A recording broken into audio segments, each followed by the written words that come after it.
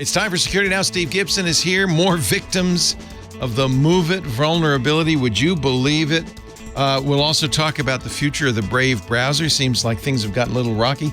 Steve is very suspicious of 23andMe's explanation about their breach. And then we're going to talk about CISA and their top 10 misconfiguration settings. Maybe something you want to think about going forward. It's all coming up next on Security Now. Podcasts you love. From people you trust. This is Twit. This is Security Now with Steve Gibson, episode 943, recorded Tuesday, October 10th, 2023. The top 10 cybersecurity misconfigurations. Security Now is brought to you by our friends at IT Pro TV, now called ACI Learning. ACI's new cyber skills is training that's for everyone, not just the pros. Visit go.acilearning.com/twit. As a Twit listener, you'll get up to 65% off an IT Pro Enterprise Solution Plan. Just complete the form, and you'll get a quote based on your team's size. That's go.acilearning.com/twit. And by Drata. All too often, security professionals undergo the tedious and arduous task of manually collecting evidence. With Drata, companies can complete audits, monitor controls, and expand security assurance efforts to scale. Say goodbye to manual evidence collection. Say hello to automation done at Drata speed.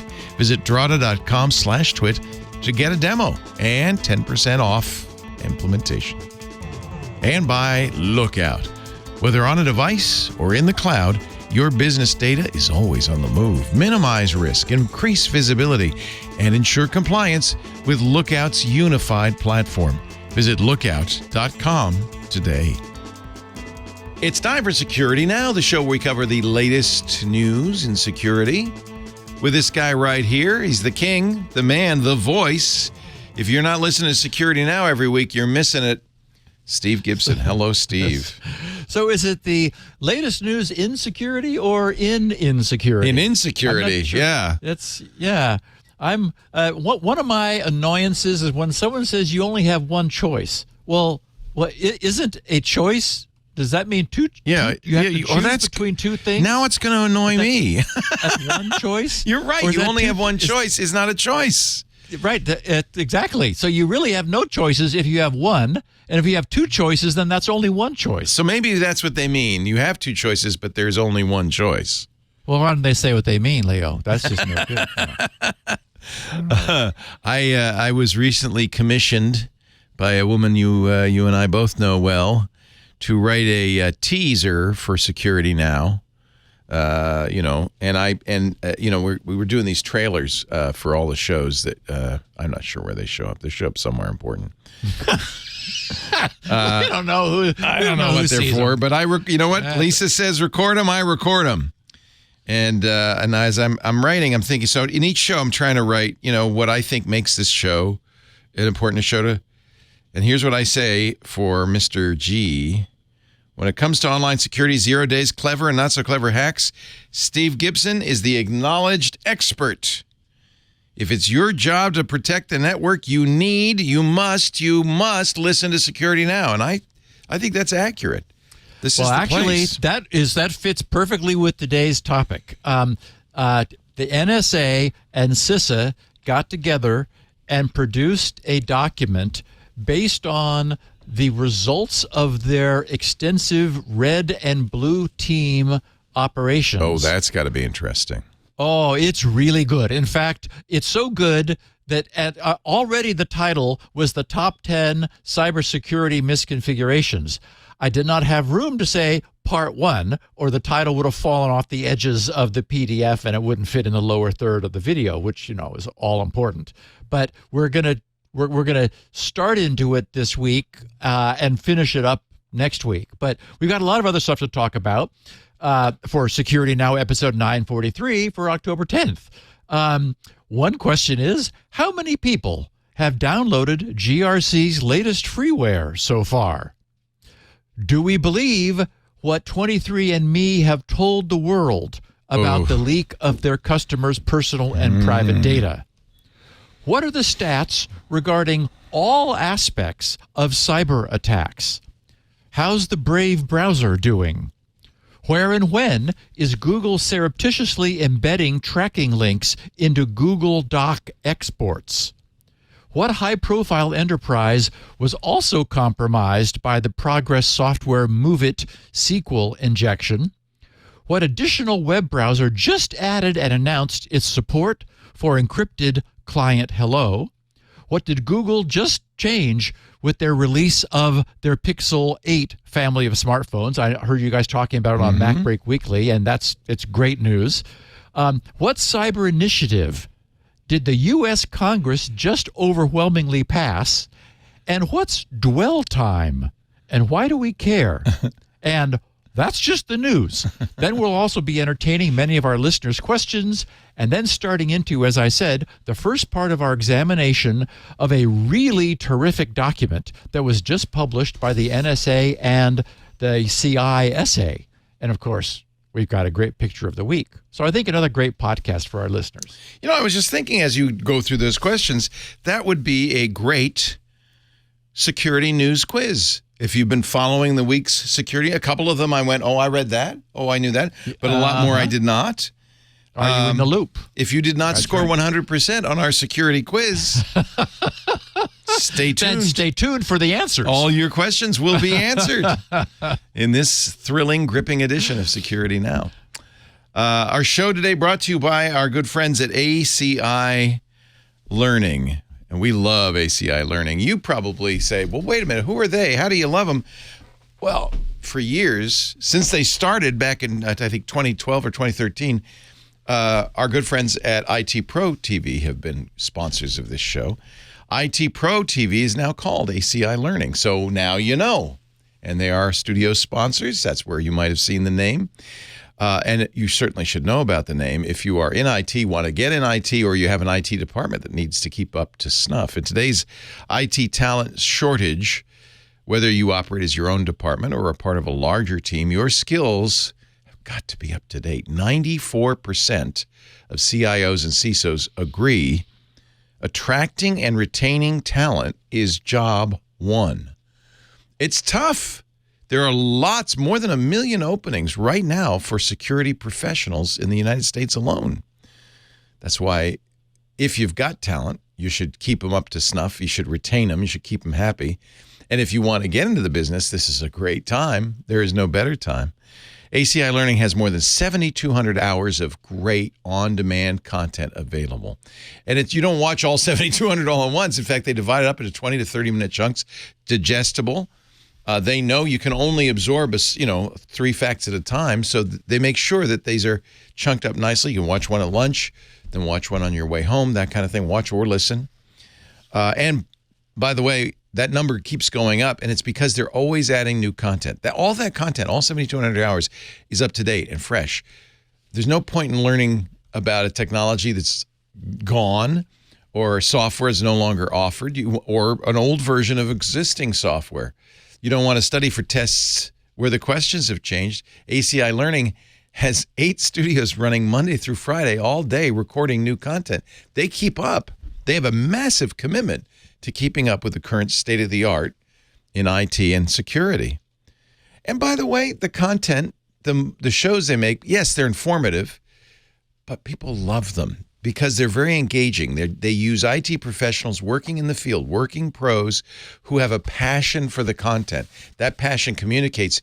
And if you're watching these, you share that. You get excited. You get enthusiastic. So you're entertained and you're informed. And that's what really is the secret sauce at ACI Learning. Their completion rate for the videos is 50% higher than the competition. They track how much of this was completed. It's more than 80%. I mean, it's really, really good. They also have tools that will help you in your work. For instance, they just introduced Cyberskills, which is a solution not just for the IT department, but your entire organization. The new cybersecurity training tool, it's called Cyberskills, is for all members of your organization. Essentially, really, it's cybersecurity awareness training for non-IT professionals. With cyber skills, you get flexible on-demand training covering everything that your employees need to know, from password security, phishing scams, malware protection, network safety. As with all of ACI Learning stuff, it's engaging, it's entertaining. Their learning process is very fast. It's easy to follow material. In fact, a simple 1-hour course overview will give your employees attack-specific training and knowledge check assessments based on common cyber threats they're going to encounter on a daily basis. But then there's more, so that gets them started. And then there's bonus courses, there's documentary style episodes. There's a lot more information, and employees, I think, really dig it because it isn't that horrible stuff that we've all been subjected to, those like flash-based trainings that this is good stuff. Real human instructors who have a passion for what they're talking about and know how to communicate it so that your staff will get it. They don't have to be IT pros to help your network. In fact, frankly, they're maybe even more important that they learn these skills, how to identify a phishing email, that kind of thing. ACI Learning also helps you invest in your IT team, your security team, and trust them to thrive while increasing the entire security of your business with great training. Look, I think this is something you need. Boost your enterprise cybersecurity confidence today with ACI Learning. Be bold, train smart with ACI Learning. Visit go.acilearning.com/twit. Because you listen to Twit, you'll receive as much as 65% off an IT Pro Enterprise Solution Plan. Just fill out the form, and they'll tell you what the discount's going to be. It's based on team size. But I got to tell you, there's no better training anywhere, and I know that for a fact. Go.acilearning.com/twit. Take advantage of that. And tell them you heard it here. Thank them for their support of Steve and the work he's doing, because it's pretty darn important on Security Now. I think we're ready for a picture, Steve. We are ready for the picture. I'm scrolling up. I'm going to see it for the first time here. 400 years ago, man built the pyramid. Oh, my God. That's terrible. All right, tell us what we're looking at here. Okay, so the text that I put with this is 4,000 years ago, man built the pyramids. And it's been downhill ever since. This is horrible. So this is a picture. I don't know if this is the bottom of a stop sign or a parking meter or something. It looks like it's something municipal. Yeah. You kind of see the yellow curb running along the side, and this is on the sidewalk, and it is really so sad.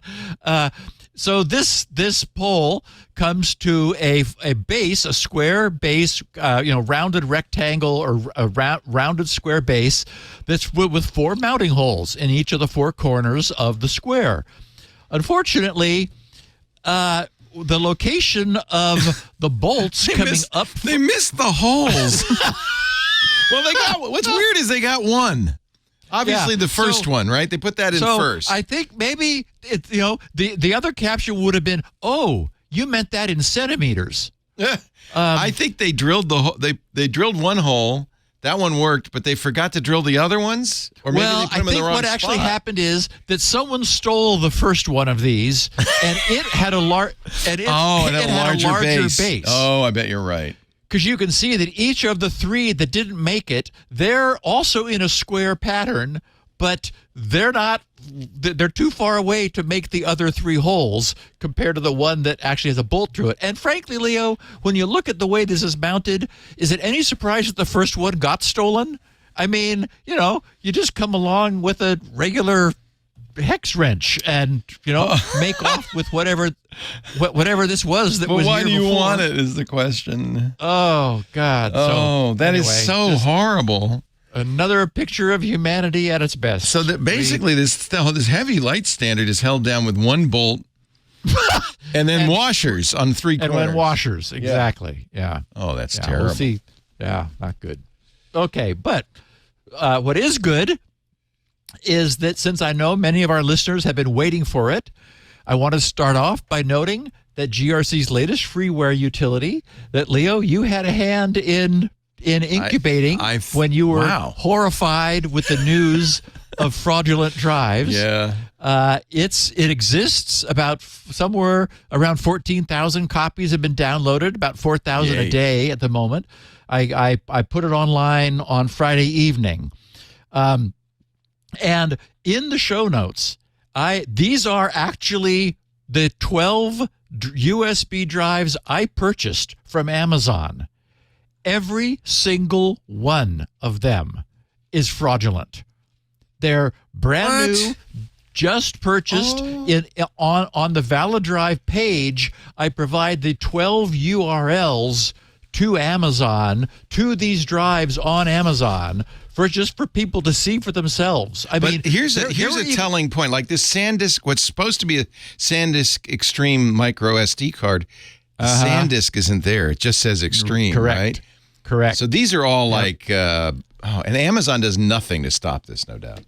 No, nothing. But I mean, even some of them came in really nice looking, like they were trying to copy Apple's packaging, and I thought, God. oh well, this will be legitimate. So these are all 1 terabytes, and none of them actually were 1 terabyte. They're not a single one. In the lower right, you see a 2 terabyte. Over in the lower left is a 256 gig. Not a single one of them was what they claimed. How big were they all mostly? 32 or 64 gig. Oh. You know what? They're probably all little micro SD cards in there. So, right? well, Like exactly. So it's enough. It's enough to take a fat file system format. They all look legitimate. One, the fancy one, even had it actually had a lightning connector on one end and a USB on the other, and on the drive was stored a PDF showing like how to use it. And I mean, it looked fantastic, and it only had 1/4 of the storage that you thought you were getting.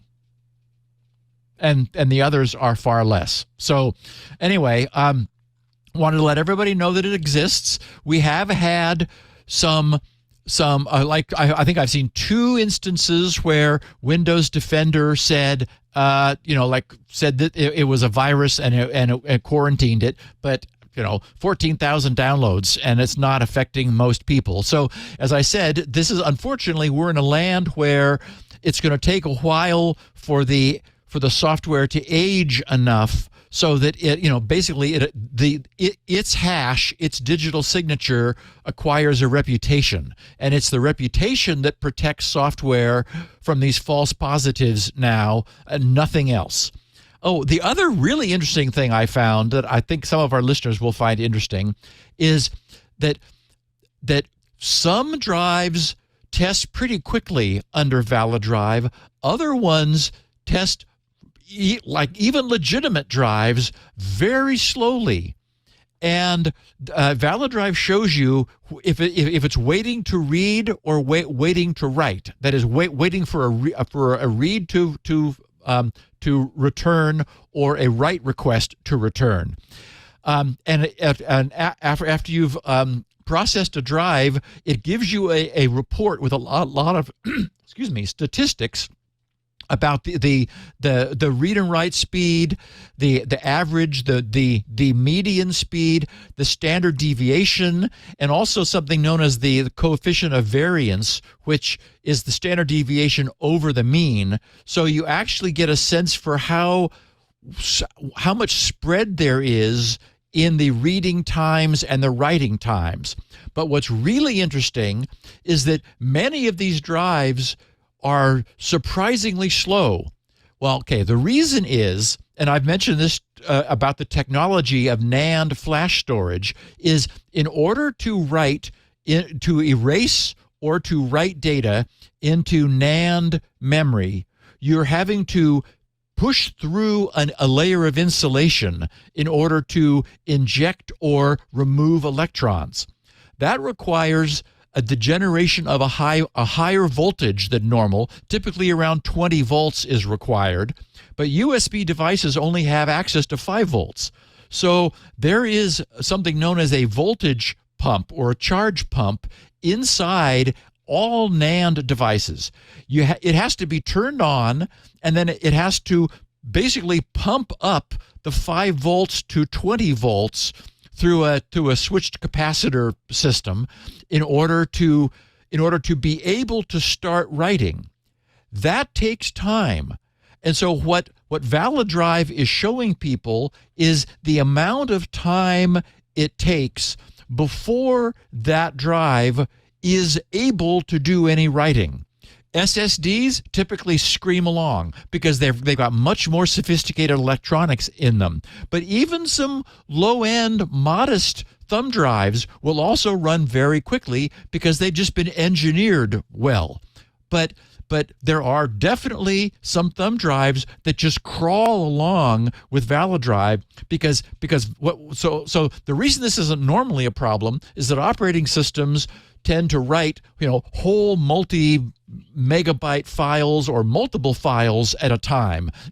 If you're like copying a directory or a whole bunch of photos over to a thumb drive, it's all being written at once. So that charge pumping to get ready to write only has to happen once, and then that time is amortized out over all of the writing that you're doing.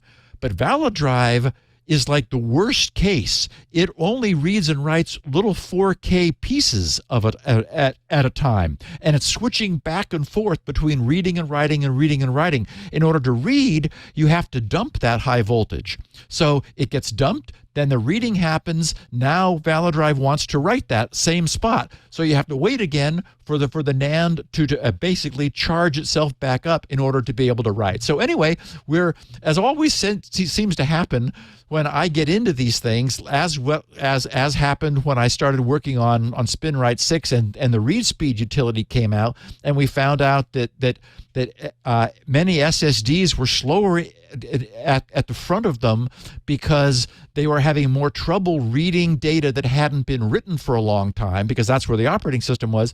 We always end up finding some interesting new stuff. So now I'm going to go. I have a drawer full of these suckers. Yeah, it's interesting. I'm going to download ValidDrive and go through all of them. And of course, it's 95K written in assembler, and you don't have to install it and blah, blah, blah. Wow.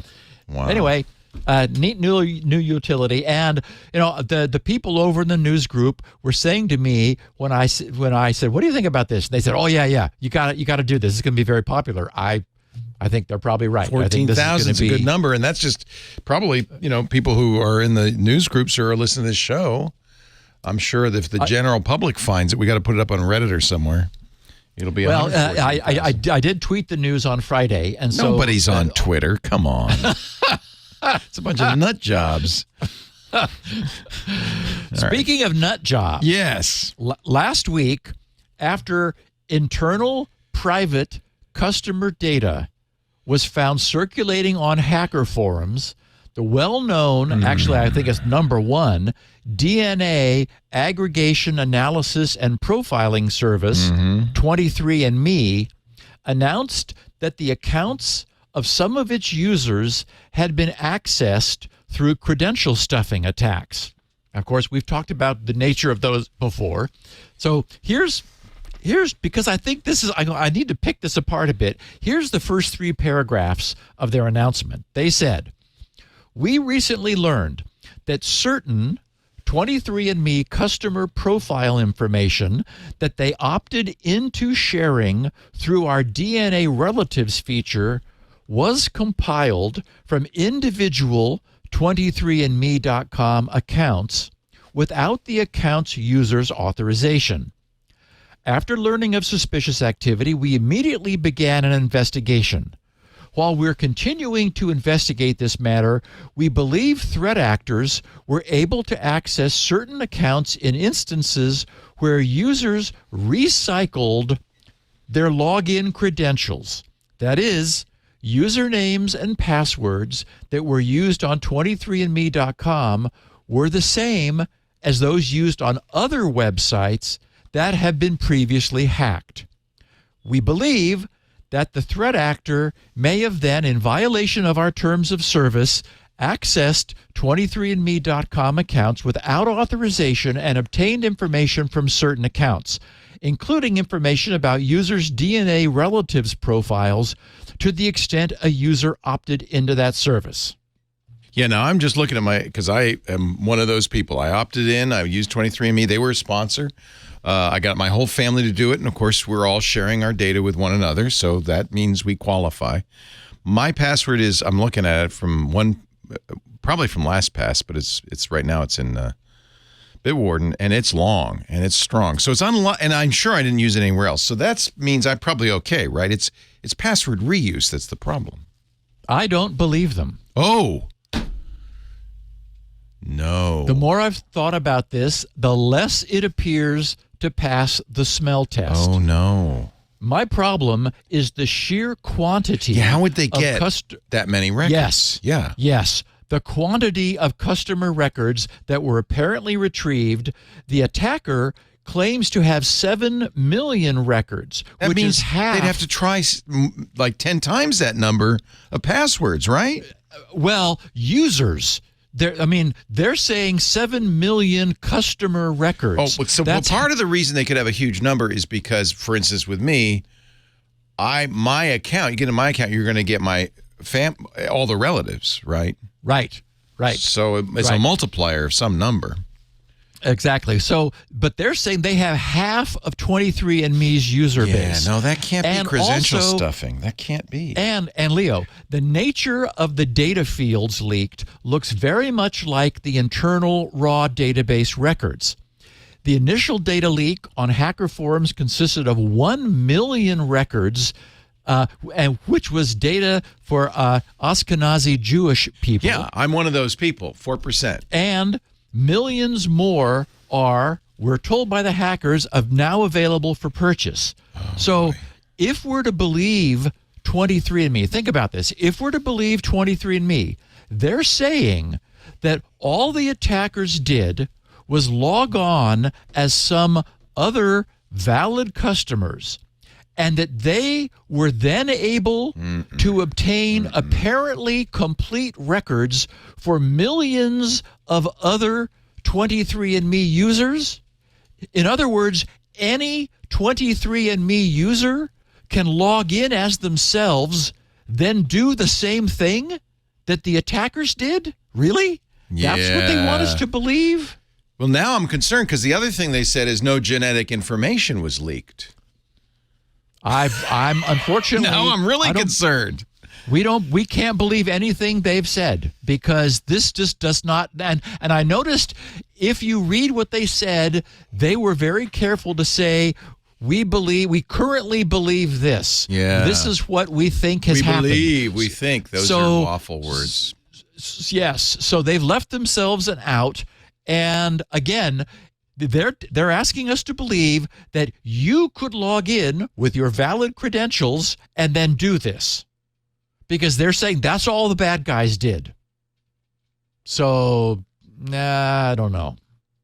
It's not my business to pursue this, but, many people are quite sensitive to the disclosure of their very personal and private, especially their genetic information. So I hope that someone in a position of authority digs a bit deeper and asks 23andMe to further explain what, to me, from what we've seen so far, looks a lot more like, public release or public, response cover-up of a far larger problem.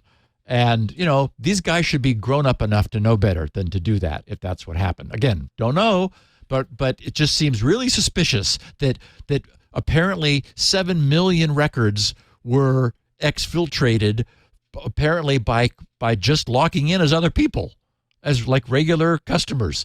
I mean, they could have created their own account and then logged in as themselves and then done this. We're being told. So I don't know. Something seems fishy to me. Microsoft published their Digital Defense Report for 2023. And the numbers make for some interesting reading.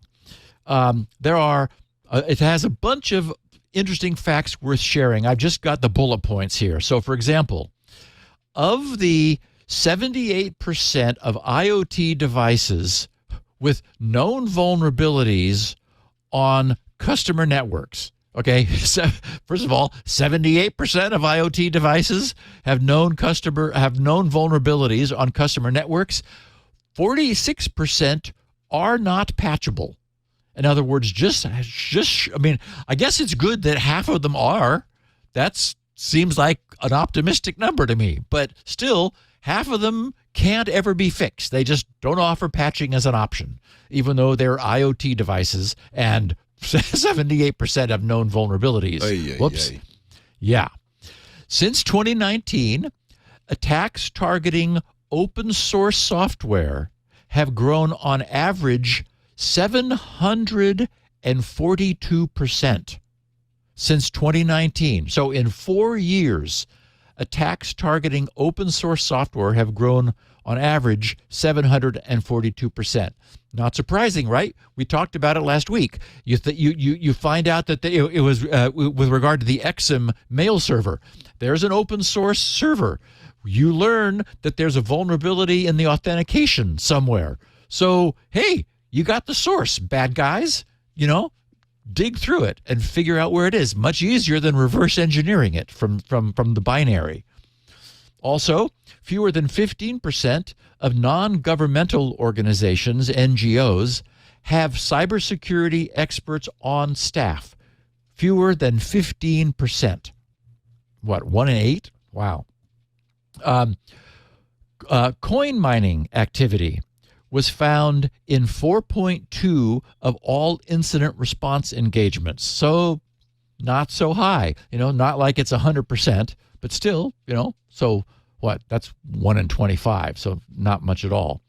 17% of intrusions involved known remote monitoring and management tools. In other words, so 17%, we know the way, they're not having to hack things. They are getting in through remote monitoring and management, like remote desktop protocol, unfortunately, but other things too. So-called adversary in the middle. This is now what we used to call it man in the middle. Now it's an adversary in the middle. So it's AITM instead of MITM. Adversary in the middle phishing domains grew from 2,000 active domains in June of last year to more than 9,000 by April of this year.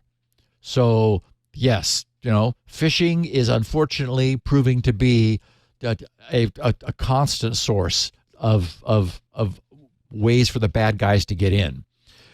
156,000 daily business email compromise attempts were observed between April 2022 and the same time 2023. 156,000 daily business email compromise. So, boy, that's another, huge attack target. 41% of the threat notifications Microsoft sent to online services customers between July 2022 and June 2023, so basically, summer to summer, 1 year, 41% of threat notifications went to critical infrastructure organizations. In other words, those that, you don't want to have hacked because they're like in charge of the electric grid or, power generation or who knows, the hydroelectric dams. The first quarter of 2023 saw a dramatic surge in password-based attacks against cloud identities. So, again, not surprising. Things are moving to the cloud. That's where the passwords are. Microsoft blocked on average 4,000 password attacks per second over the past year. So this is it's a constant barrage of credential stuffing. Approximately 6,000 multi-factor authentication fatigue attempts were observed per day. So, multi-factor authentication is under attack as well. The number of token replay attacks has doubled since last year, with an average of 11 detections per 100,000 active users in Azure Active Directory Identity Protection. So, doubled. DDoS attacks are on the rise, with around 1,700 attacks taking place per day, accumulating at up to 90 terabits of data per second. So huge attacks. I mean, you're gone off the net. It's just, I mean, it takes, these are just massive attacks, and 1,700 of them per day. State-sponsored activity pivoted away from high-volume destructive attacks in favor of espionage campaigns. 50% of destructive Russian attacks observed against Ukrainian networks occurred in the first 6 weeks of the war. In other words, there was an initial surge of Russian attacks against Ukraine, but that has since diminished. Ghostwriter continues to conduct influence campaigns attempting to sow distrust between Ukrainian populations and Eastern partners who support Kyiv, both governmental and civilian. And finally, Iranian operations have expanded from Israel to the U.S. to target Western democracies and NATO. And stepping back from all of that, the thing that struck me most is, unfortunately, this is not an industry taken as such in which we would like to see such growth. I mean, it's not like it's the same this year as it was last year, or like, anywhere you would call this explosive growth. Unfortunately, it's exploding in cybersecurity and network attacks and intrusion attempts. I mean, it's a massive increase over the course of just 1 year. It would be, way better if things were pretty much as bad this year as they were last year. But unfortunately, that's not what these numbers suggest. We're seeing real growth in cybercrime activity, and unfortunately, in its success across the spectrum. Wow. It's unclear what, if anything, this news might mean for the future of the Brave browser, but Brave software confirmed that it has just laid off 9% of its staff. Yikes. Across departments. That's not good. So, yeah, and we don't have an absolute number. We don't know how large the staff is that 9%, of it was let go. The company didn't indicate how many people were affected, but said its decision was driven by the tough economic climate, saying, quote, Brave eliminated some positions as part of our cost management in this challenging economic environment. Several departments were affected, amounting to 9% of our staff, unquote. They had already been taking steps to bolster their revenue sources this year. In April, Brave Search dropped Bing's index to start relying on its own indexing solution. So, it saved money there. In May, the company released its own search API for clients with plans starting from $3 per 1,000 queries, that is, uses of its API. It also offers different plans for AI data model training, data with storage rights, spell check, and auto-suggest. Last month, Brave introduced image, news, and video results as part of its search API. So it's doing what it can. And Leo, you'll be honored to know that Brave has named their forthcoming AI assistant after you. What, or Leo? At least it's called Leo. Well, it's better than Twit, I guess. It is. Well, yeah. While the plan is for Leo to be available to all users, Leo will also have a premium tier. Leo, you're getting a premium tier. I think we need a premium tier. Yes, that'd indeed. be great. Yes. To offer features like higher rate limits and access to more conversation models. That paid premium tier will help pay for the cost of API access and hosting for everybody else. So anyway, Brave is making a, dare I say, brave attempt at, cutting, like forging their own path in an environment where that's not easy to do. I support them. We would like to not see a monoculture among browsers. Well, that's why I use Firefox, because yes, Brave is still Chromium, right? Yep, exactly. I do too, as we know. Yeah. Someone named Joe posted on Fostodon saying, he said, today I found out that Google Docs infects HTML exports with spyware. No scripts, but links in your document are replaced with invisible Google tracking redirects. He said, I was using their software because a friend wanted me to work with him on a Google Doc. He's a pretty big fan of their software, but we were both absolutely shocked that they would go that far. Okay, now I was curious to see, since I'm like, the show notes are written in Google Docs. We use Google Docs big time. Yeah. So I was curious. So I first exported these show notes as a PDF, which is what I normally do. And as far as I could tell, their embedded links were clean. But I wanted to see whether I could substantiate Joe's claim. So I then exported the show notes as HTML. And sure enough, the embedded URLs all point to Google, with the original visible URL as a parameter, along with a bunch of tracking gibberish. I have a picture of it in the show notes. So it's if you look at it, it's grc.sc/. It's one of my shortcut URLs.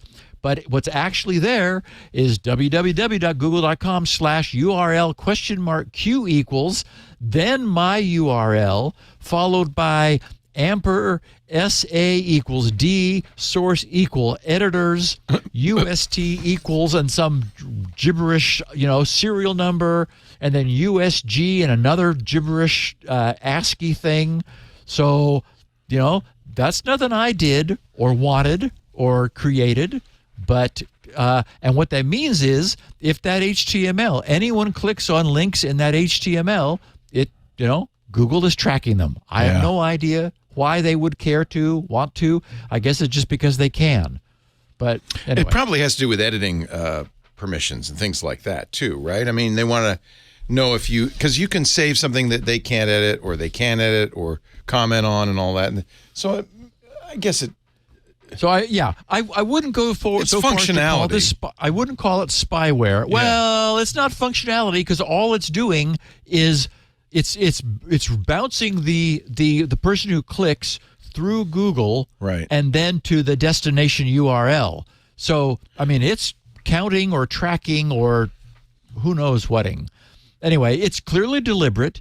And it sure doesn't seem like it's any of Google's business what links are clicked in the future on an HTML export of something created by their docs. I mean, they don't do it where they can't. It doesn't look like it's in DocX for exports or in PDFs. Anyway, I just thought everyone should know, and that Joe was right in his post about what was going on over on Fostodon. Our podcast 928 of June 20th, so that was a couple of months ago, June 20th, was titled the Massive MOVEit Maelstrom. That's one that Jason co-hosted, Leo. What a mess this has been. It's a gift that just keeps on giving. Oh, my God. And just all it was in this day and age, as our listeners know, was an SQL injection. It was just a SQL injection. Anyway, it just came to light as a result of a disclosure that Sony filed with its U.S. authorities, that the Sony Interactive Entertainment was among the now more than 2,300 companies, 2,300, who were impacted by the exploitation of that SQL injection vulnerability.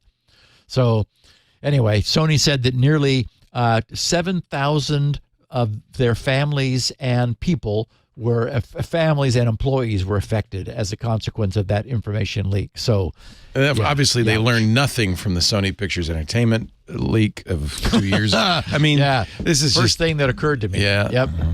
God. Yep. And while we're talking about Encrypted Client Hello last week, this was a week ago today, on that day, Mozilla, our browser, yours and mine, Leo, was busy announcing that in Firefox 118, which I just checked, it's what I was sitting in front of when I was writing this last night, is now supporting Encrypted Client Hello. And I really liked their page. I grabbed 2 pictures from their announcement page because it has such a very clean and simple graphic to highlight the difference between non-encrypted client hello and encrypted client hello. It just shows here, here's your phone running Firefox, and with standard SNI, server name identification, example.com is flying through the air toward the web server, and then the TLS channel brings it back. But with encrypted client hello, it's encrypted in a channel, in a little tunnel going to the server, and encrypted coming back. So very clean. Yes. And they also summed up last week's deep dive, the one we did, quite succinctly. They simply wrote, ECH uses a public key fetched over the domain name system to encrypt the first message between a browser and a website, protecting the name of the visited website from prying eyes and dramatically improving user privacy, unquote. And then, later they explained that ECH must be paired with DNS over HTTPS, DOH, to secure and hide that initial public key fetch as well over DNS. Anyway, as we know, Cloudflare's web proxy front end has switched on ECH support for all of their free tier client sites, which is a gazillion. Now we need the other standalone web servers to catch up and offer their support. An experimental implementation for OpenSSL now exists, so that will help to get Unix and Linux-based servers, which are using the OpenSSL library for their encryption connectivity, on board and running with it. And in time, it seems clear that all the rest will join, since user privacy is dependent upon the site they're connecting to. That is, once their browsers all support ECH, it's dependent upon the site they're connecting to offering its support for the privacy of all incoming connections. The sites need to publish a public key in their DNS, which the browsers are then able to use to encrypt the first packet to the server. So, up to sites to do this. And as soon as the software catches up, we'll be able to do that. The Pixel 8 and the 8 Pro now offer 2 additional years of updates. Last Wednesday, Google announced that its newest phones, the Pixel 8 and the Pixel 8 Pro, will now receive 7 years of software and security updates, a 2-year bump from the previous 5-year support that they were providing for their Pixel devices. And, everyone listening understands the importance of long-term security updates for consumer devices. Updates really do need to extend throughout the useful life of consumer devices. It doesn't do any good to say, oh yeah, we'll support your phone for 2 years, because we want you to buy another one. Well, the phone still works, so you're going to give it to somebody who's going to have an unsupported phone. And, smartphones, as we know, are currently among those devices needing the most protection. No other device is more prone to attack than smartphones, and few other devices are as complex or as exposed to the multiple channels of external material that smartphones are. So, props to Google for stepping up and going from 5 years to 7 years. Something known as the MACE Act passed. What's the MACE Act, you're likely wondering? Well, MACE stands for Nancy Mace, who was coincidentally one of the bill's co-sponsors. Nancy is a Republican representative from South Carolina, but the acronym MACE, M-A-C-E, aside from being Nancy's last name, which I guess is coincidental, stands for Modernizing the Acquisition of Cybersecurity Experts. Actually, she probably took her name and figured out how she could make I think unless she changed her name to match the act, which seems unlikely. Yeah. That would be going a little too far. Yeah. So, Modernizing the Acquisition of Cybersecurity Experts, MACE. And the U.S. House of Representatives, which is presently having a difficult time agreeing on the time of day, is apparently in wild agreement over this idea, because the act passed through the House on a vote of, get this, 394 to 1. Well, I think it's a good idea then. Who was the one? I guess it must be. It does make me curious, though, who the holdout was. Yeah. Probably Joe Manchin. He didn't like anything. Is Tommy Tuberville a senator or a representative? He's a senator. Maybe it's Tommy. Okay. Good old Tommy probably voted against it. But this is in the House, not in the Senate. Oh, it's in the House. Okay, well. Anyway. Could be anybody in the House. Yeah, exactly. The other co-sponsor of this bipartisan bill was California Democrat Katie Porter. Oh, and she's good. I like her. Yeah. Oh, yeah. She's just about as far to the left as Nancy is to the right. To the right. Yeah. But it's perfect. on this, they agree. It's bipartisan. So the MACE Act is aimed at addressing shortages in federal cybersecurity positions by expanding the pool of eligible applicants by lowering the education requirements. Now, at first you might think, whoa, wait a minute, we don't want, kindergartners setting up our firewalls. No, that's not what this does.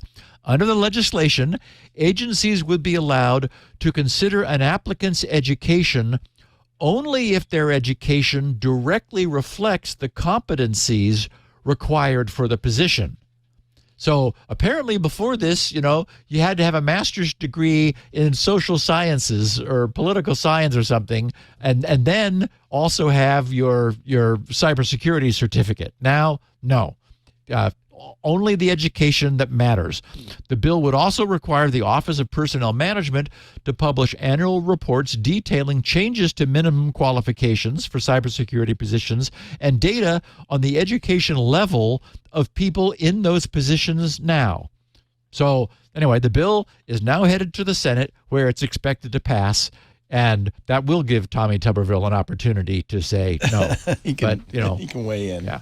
I think it's probably it seems like a good idea, I guess, right? I think so. It's an emergency. Well, so the problem is, Leo, there is a serious shortage. I mean, there are we need more cybersecurity people. Everybody should go to ACI Learning and study so that you can get that job. Yes, even if you didn't go to college, again, they're not going to care. It shouldn't matter. As long as you've got your certification level, you're good to go. The skills are what count. And again, I think that's great. So, dwell time has plummeted. Oh, no. Who'd have thought that? What's that? I know. Who wonders what that is? Those who track, monitor, and remediate the consequences of ransomware attacks use the term dwell time to reflect the time from the initial network intrusion until the ransomware encryption event is triggered. So those monitoring this dwell time are reporting that attackers are deploying ransomware on breached networks faster than ever before. In just 12 months, that is the past year, the median dwell time of ransomware groups on hacked networks has fallen from 4.5 days to less than 1 day. So, which is to say, a year ago, your network would be breached, 4.5 days would go by until, your network was encrypted. No longer. According to the security firm SecureWorks, ransomware is now being deployed within 1 day of initial access in more than half of all engagements, and in as few as 5 hours from initial network penetration in 10% of all cases. Okay, now one of the reasons for this is that the percentage, this is the other interesting thing, the percentage of human-driven attacks has risen dramatically. At the time, several years ago, we talked about how bad guys would have a pending inventory of victims that they would be getting around to when they had time, when they were able. I mean, there was just so many available networks. This victim pool was coming into them from automated scanning and attack malware that would get into a host network, settle down, and then phone home, logging in to its command and control network and say, okay, boss, what do you want me to do now? But that was then. These days, the majority of attacks are human-driven in real time. It's not that there are fewer vulnerable systems, as we noted at the top of the podcast. There's like more than ever, unfortunately. It's that there's a lot more manpower available because this is where the money is. This stuff is paying off. So now a live human attacker is doing the penetrating. They quickly get the lay of the land, look around, see what's up, and if the network appears to be a useful victim, they will immediately set about exfiltrating all the data that they can in order to use it for blackmail purposes later, then find and prepare to encrypt all of the systems within reach. And as we saw, in 10% of the cases, in as few as 5 hours of initial penetration. So, you just can't sit around on known vulnerabilities and think, yeah, I'll get to that after lunch. I wonder, it's interesting, because, they may be eating your lunch. Dwell time was increasing also because they wanted to wander around, exfiltrate stuff. There were other things they could do.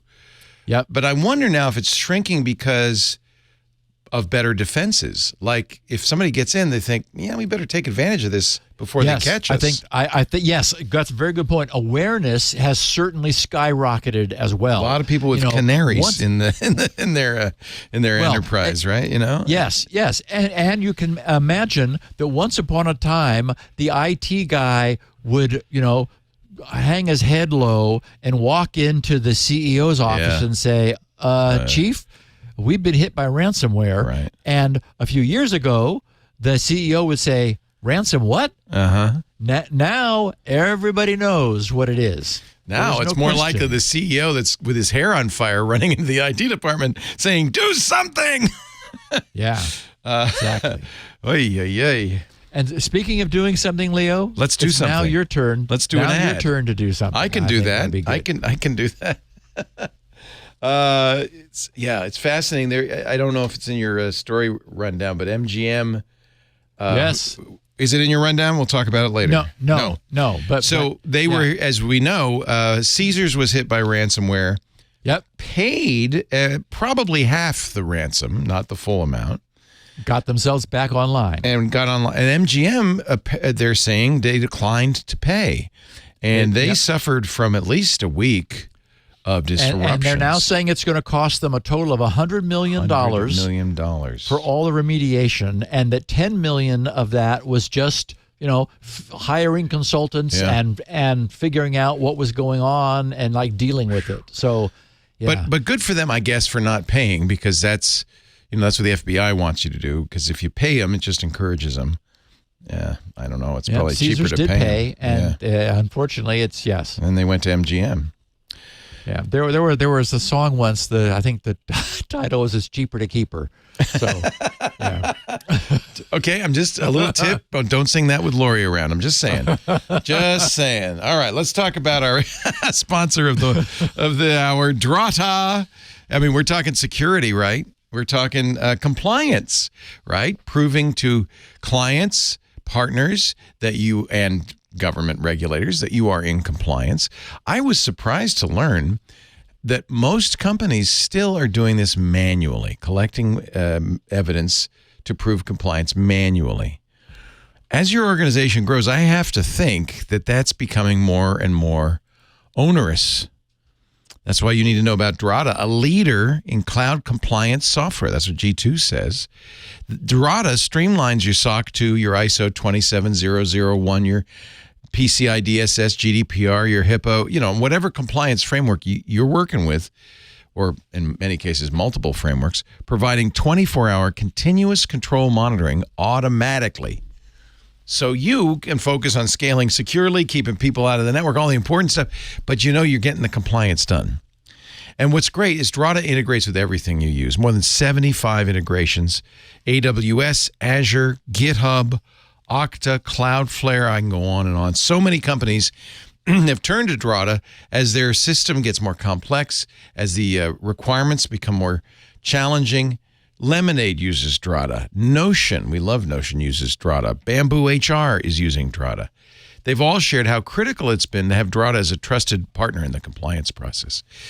So it's actually more than just automation. You'll expand security assurance efforts using the Drata platform, which lets companies see all their controls to easily map them to compliance frameworks.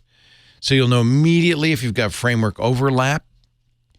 Drata's automated dynamic policy templates support companies new to compliance using integrated security awareness training programs and automated reminders to ensure smooth employee onboarding.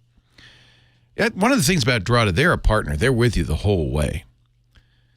They're the only player, this you'll appreciate, in the industry to build on a private database architecture. So your data can never be accessed by anyone outside your organization. That's, I think, pretty important these days.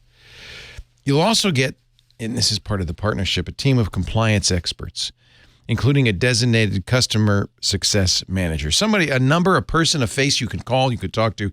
You could say, I need this, I need that, what's going on? That's so valuable.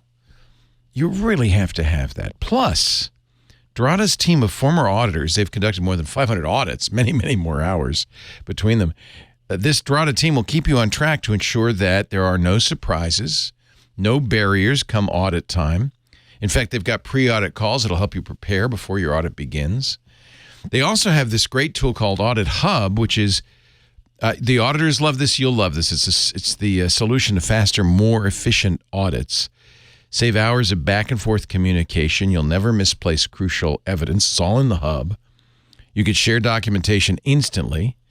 All interactions and data gathering occur in Drata between you and your auditors, so you won't have to switch between different tools or correspondence strategies. It really streamlines the process.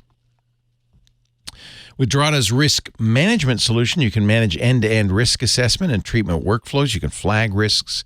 You can score them. You can decide whether to accept, mitigate, transfer, or avoid them. Drata will map appropriate controls to the risks, which simplifies risk management, automates the process. And the Trust Center, I'm giving you a bunch of different Drata tools. This is another one. Trust Center provides real-time transparency into security and compliance posture. And that's nice because you can share that.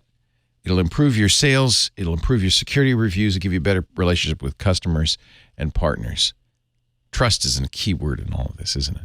Say goodbye to manual evidence collection. Hello to automated compliance by visiting drata.com/twit. D-R-A-T-A, drata.com/twit.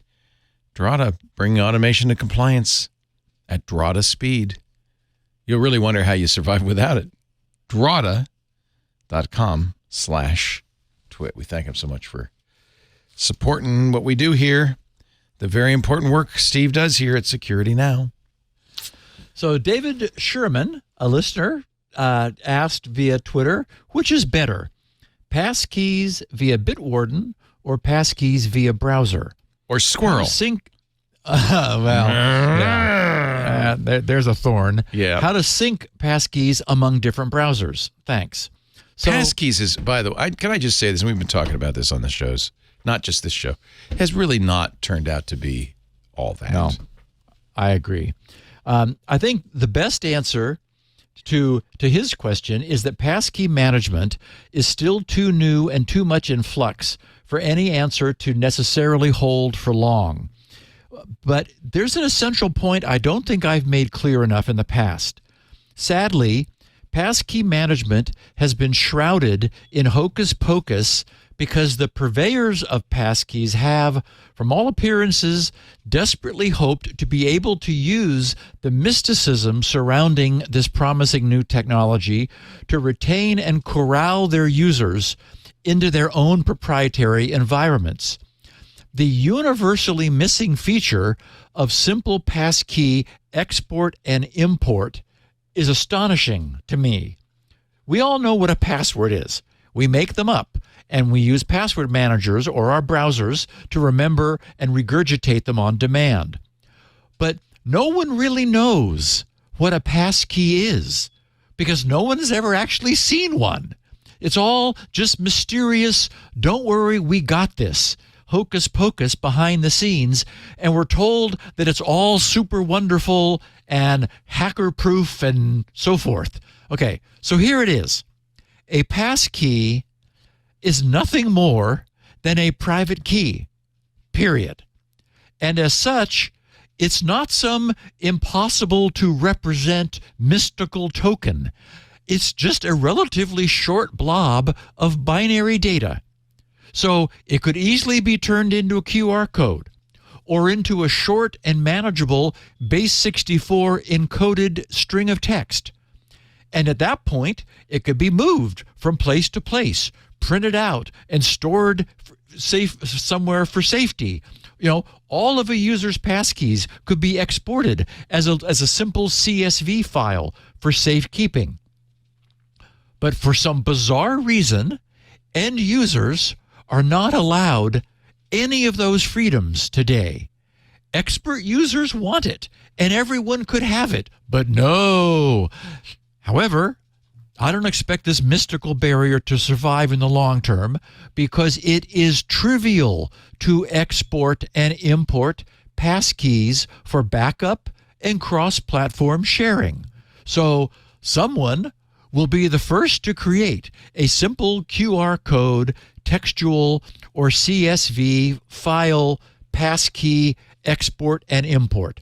Then everyone will want it, and it will become a required feature for any passkey system. But unfortunately, we're certainly not there today because the system is still so new and passkey support hasn't yet become the commodity that, you know, someday it presumably will. And Leo, I agree with you. I don't have a single one. Yeah. I mean, not even one. First of all, very few sites are using it. I created one. You may remember I was on the air with you doing it for Best Buy. And I only then found out, well, it's only on my iPhone. It's not, and I think this is vendors wanting you to lock in. Because I mean, I have a passkey for Best Buy. Why can't I use it on my Linux machine? Why can't I use it on this Windows machine? Well, you can't. It's inside your iPhone. Yep. And there's, as I said, there's nothing to prevent your iPhone from putting up a QR code. Yeah. And you show it to your Linux webcam, and then it would have now it. the passkey is there. And this was what you did with Squirrel. You built this portability in, but see, you didn't have the same economic incentives that Apple and all these other companies have. They want to keep you on their platform. Unfortunately, what they've done is killing this thing. Yeah, I think so. Basically, nobody is like, I don't want this. I know what a password is. I don't know what a passkey is. Just show them.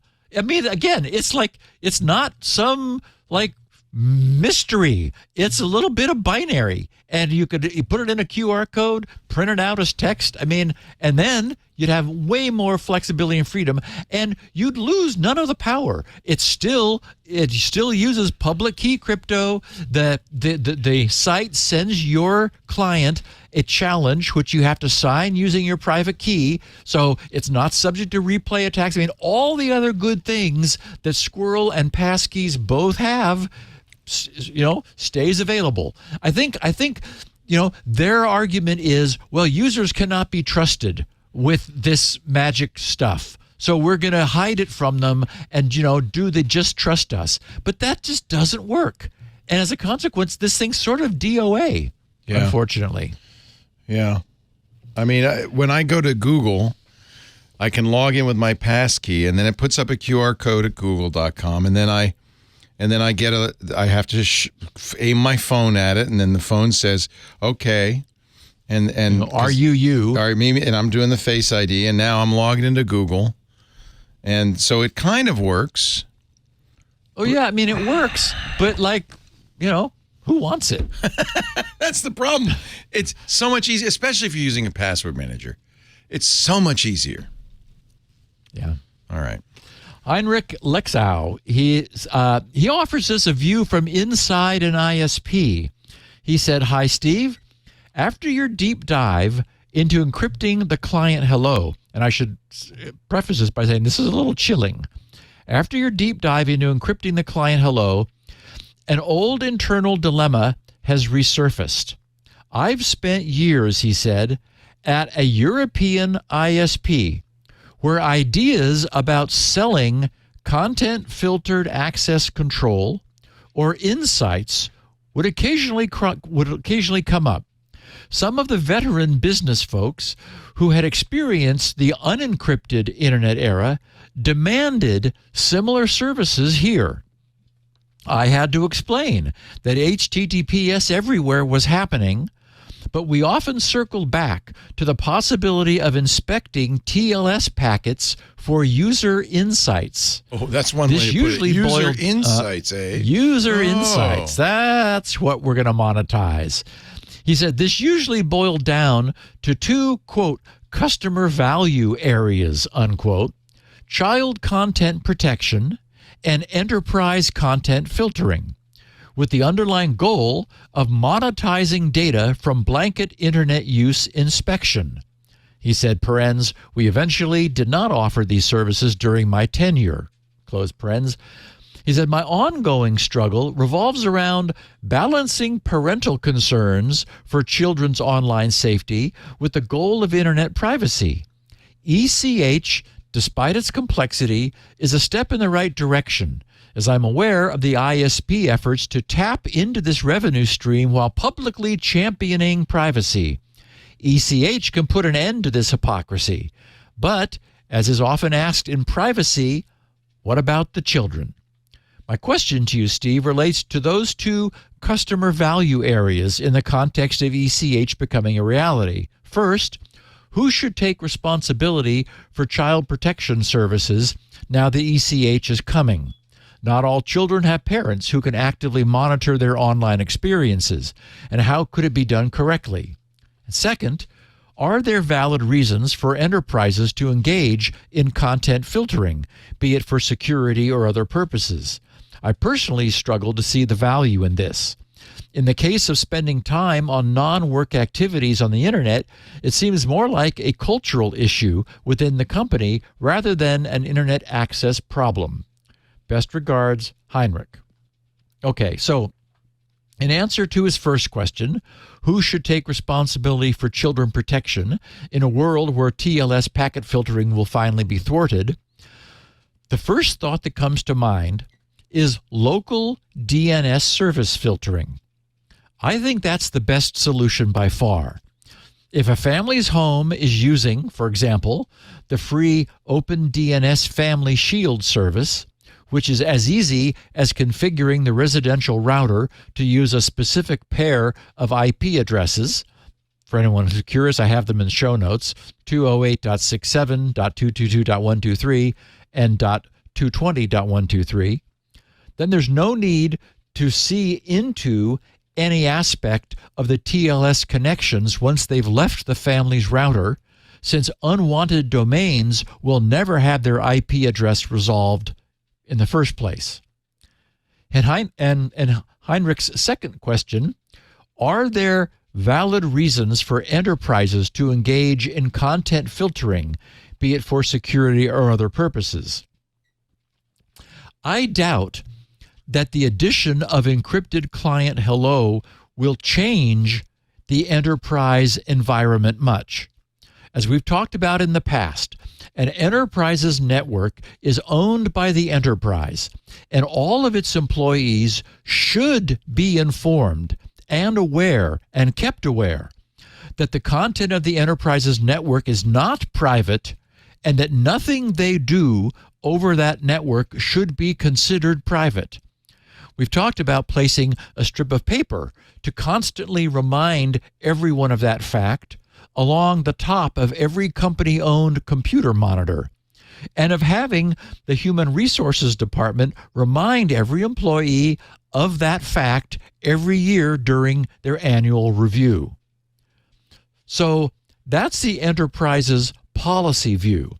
The practical implementation of such technology within the enterprise is already well established.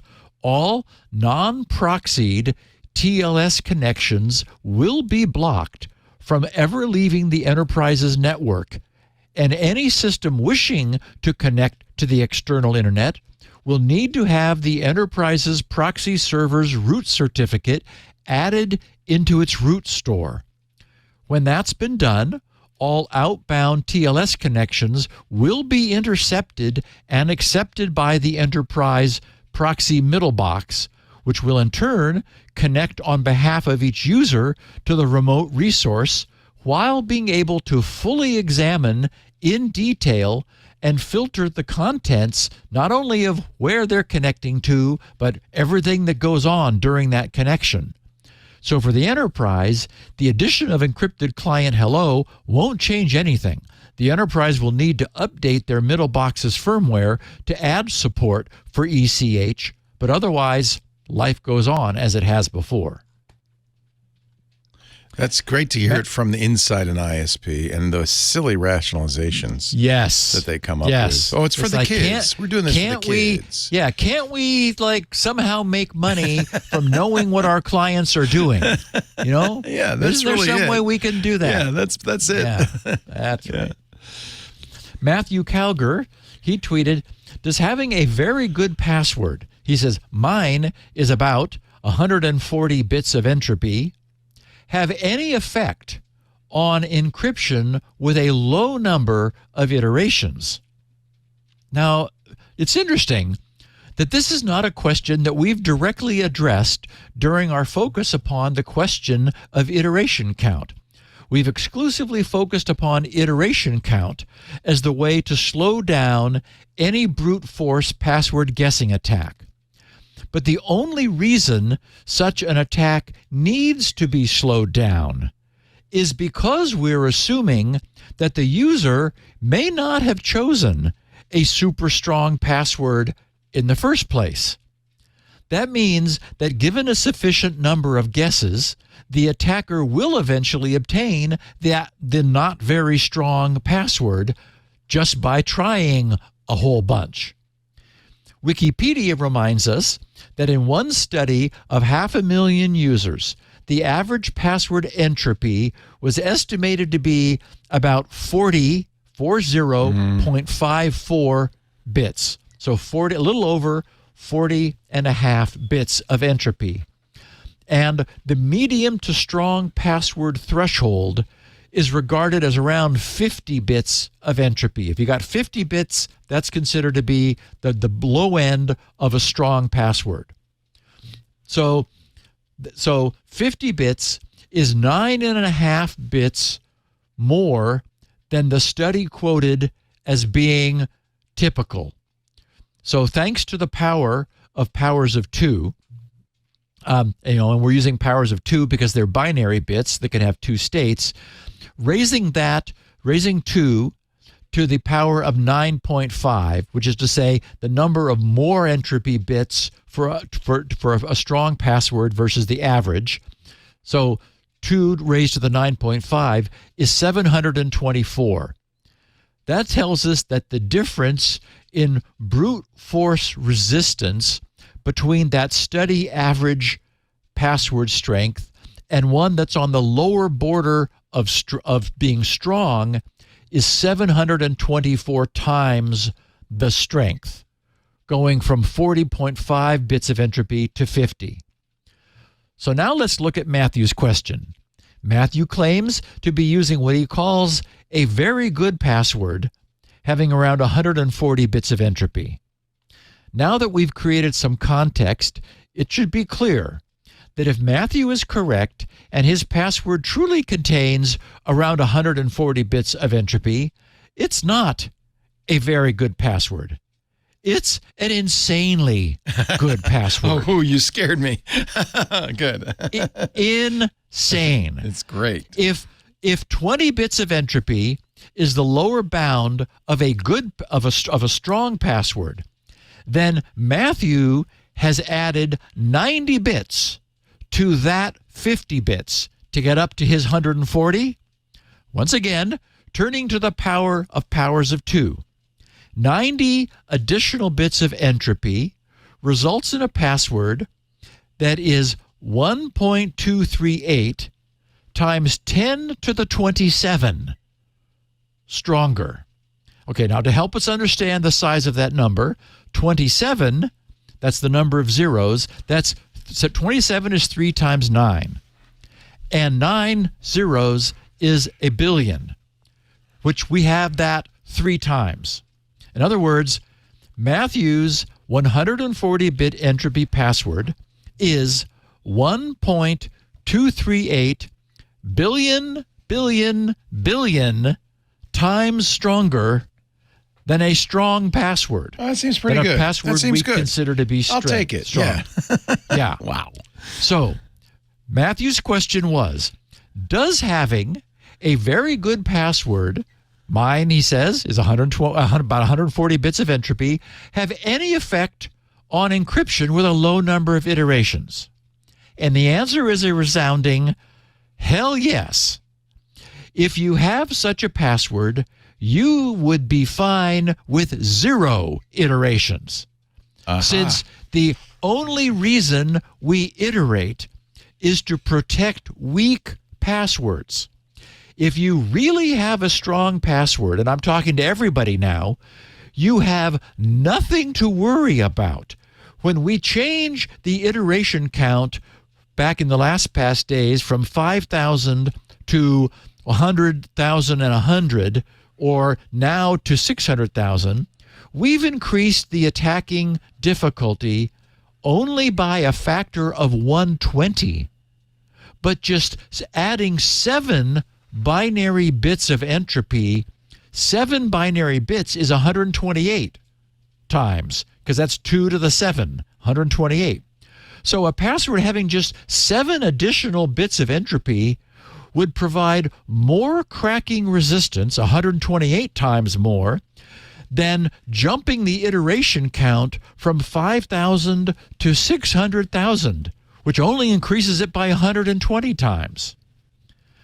So the key takeaway here is that increasing iteration counts is a linear increase, whereas in adding bits of entropy is exponential. Every single bit of entropy added doubles the cracking difficulty. So when you've doubled it 7 times, that's 128 times stronger that you've made it. Therefore, anyone who has a really strong, high entropy password, even back then when their vaults were stolen from LastPass, even if it's not as ridiculously strong as Matthew's, has really nothing to worry about regarding PBKDF iterations. Increasing iteration counts is far weaker protection than using a truly strong password, in which case it doesn't even matter how many times you iterate. So really, it could be 0. These key derivative functions, whether it's PBKDF2 or scrypt or Argon2, they're really kind of belt and suspenders to protect you if you don't have a great password.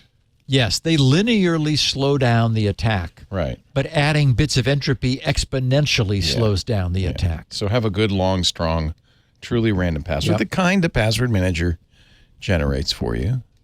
Yep. I guess you probably shouldn't keep, well, you could, right? You could keep your vault password in your password manager. It just wouldn't be any use if you didn't have access to it. Okay, so a listener said, "Hi, Steve.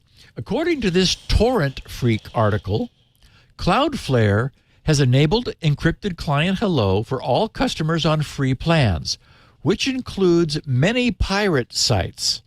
The new privacy feature makes it impossible for internet providers to track which websites subscribers visit. As a result, it also renders pirate site blocking efforts useless if both the site and the visitor have ECH enabled." And he provided the link to this comment, to this torrentfreak.com page. So, okay, this is inevitable. And it's analogous to the encryption debate, right? We want to enhance privacy, but we're unable to enhance only the good guys' privacy. Everyone gets their privacy enhanced, even those who will criminally abuse that privacy. The question the world has been struggling with for the last few years is whether our inability to restrict who gets more privacy means that no one should have any more. But it's looking like the world is going to agree that giving more to everyone is the best solution. The Torrent Freak article that our listener linked to was interesting, and it shed a different light onto the emerging presence of encrypted client hello connections. I've trimmed it down a bit to remove the stuff we already know, but here's what Torrent Freak observed. They said, Cloudflare has enabled Encrypted Client Hello for all customers on free plans, which includes many pirate sites. The new privacy feature makes it impossible for internet providers to track which websites subscribers visit. As a result, it also renders pirate site blocking efforts useless if both the site and the visitor have ECH enabled. Website blocking has become the go-to anti-piracy measure for the entertainment industries when tackling pirate sites on the internet. The practice has been around for well over 15 years and has gradually expanded to more than 40 countries around the world. The actual blocking is done by internet providers, often following a court order. These measures can range from simple DNS blocks to more elaborate schemes involving server name indication, SNI, eavesdropping, or a combination of both. Thus far, the more thorough blocking efforts have worked relatively well. However, as privacy concerns grew, new interfering technologies have emerged. Encrypted DNS and SNI, for example, made blocking efforts much harder, though not impossible. A few days ago, internet infrastructure company Cloudflare implemented widespread support for Encrypted Client Hello, a privacy technology that aims to render web traffic surveillance futile. This means that site blocking implemented by ISPs will be rendered useless in most, if not all, cases. ECH is a newly proposed privacy standard that's been in the making for a few years. The goal is to increase privacy for internet users, and it has already gained support from Chrome, Firefox, Edge, and other browsers. Users can enable it in the settings, which may still be experimental in some cases. The main barrier to widespread adoption is that this privacy technology requires support from both ends. Websites have to support it as well. Cloudflare has made a huge leap forward on that front by enabling it by default on all free plans, which currently serve millions of sites. Other subscribers can apply to have it enabled. The push for increased privacy is well intended, but for rights holders, it represents a major drawback too. When correctly configured, ECH defeats site blocking efforts. Tests conducted by Torrent Freak show that ISP blocking measures in the UK, the Netherlands, and Spain were rendered ineffective. This doesn't automatically apply to all blocked sites, as the sites must have ECH enabled too. We've seen mixed results for the Pirate Bay, perhaps because it has a paid Cloudflare plan, but other pirate sites are easily unblocked. This new privacy feature hasn't gone unnoticed by pirate site operators. The people behind the Spanish torrent site DonTorrent, which had dozens of domains blocked locally, are encouraging users to try ECH. Yeah, no kidding. DonTorrent notes, quote, "Before ECH, your online privacy was like a secret whispered in the wind, easily picked up by prying ears. But now, with ECH by your side, your data is like hidden treasure on a remote island, inaccessible to anyone trying to get there without the right key. This feature encrypts your data so that neither ISPs nor organizations like ACE and MPA can censor, persecute, and intimidate websites they consider illegal." Cloudflare and other tech companies, writes Torrent Freak, are not supporting ECH to make site blocking efforts obsolete. However, this privacy progress likely won't be welcomed by rights holders who've repeatedly criticized Cloudflare for hiding the hosting locations of pirate sites. Torrent Freak reached out to a major anti-piracy organization for a comment on these new developments, but we've yet to receive an on-the-record response. It wouldn't be unthinkable, however, that we will see more blocking lawsuits against Cloudflare in the future. So, of course, we touched upon briefly the content filtering thwarting aspect of ECH last week, but we didn't explore the real-world consequence to those like the Motion Pictures Association, who have been using legal means to force the blocking of sites containing pirated copyright content.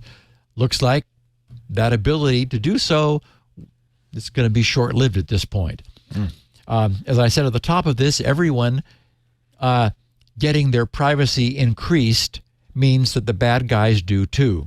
And the world has decided that's the way we're going to go, which I think everyone agrees is the right direction. Skynet tweeted, "This ECH stuff is going to mess with my public Wi-Fi content filtering, isn't it?" Oh, I just got, yeah. He said, "I just got my vendor to figure out what was blocking patrons' ebooks from being downloaded onto their Kindles, and now this. Thanks, Steve. Thanks a lot." Anyway, so think of the authors. That's right. Think of the authors. This was, we all know, not my doing. I'm just reporting the facts. Grin. But as for it messing with someone's public Wi-Fi content filtering, yep, it's going to do that. I presume that ECH is somehow protecting itself from protocol downgrade attacks. We've talked a lot about them in the past because they can be tricky to prevent. The original downgrades were HTTPS to HTTP, on an initial HTTP connection that was attempting to switch itself to HTTPS. Since the encryption was not yet since the connection was not yet encrypted under HTTP, something like a script running would simply change all the HTTPS URLs into HTTP, keeping the connection and all of its components unencrypted, and leading each end to assume that the other end had a problem with encryption when that was not true. So downgrade attacks have always been a problem. In the case of ECH, for example, as we know, it only works when both ends support it. And at this early point in time, support is probably more surprising than not. That is, it's like, hey, I can get ECH, great. Doesn't happen that often.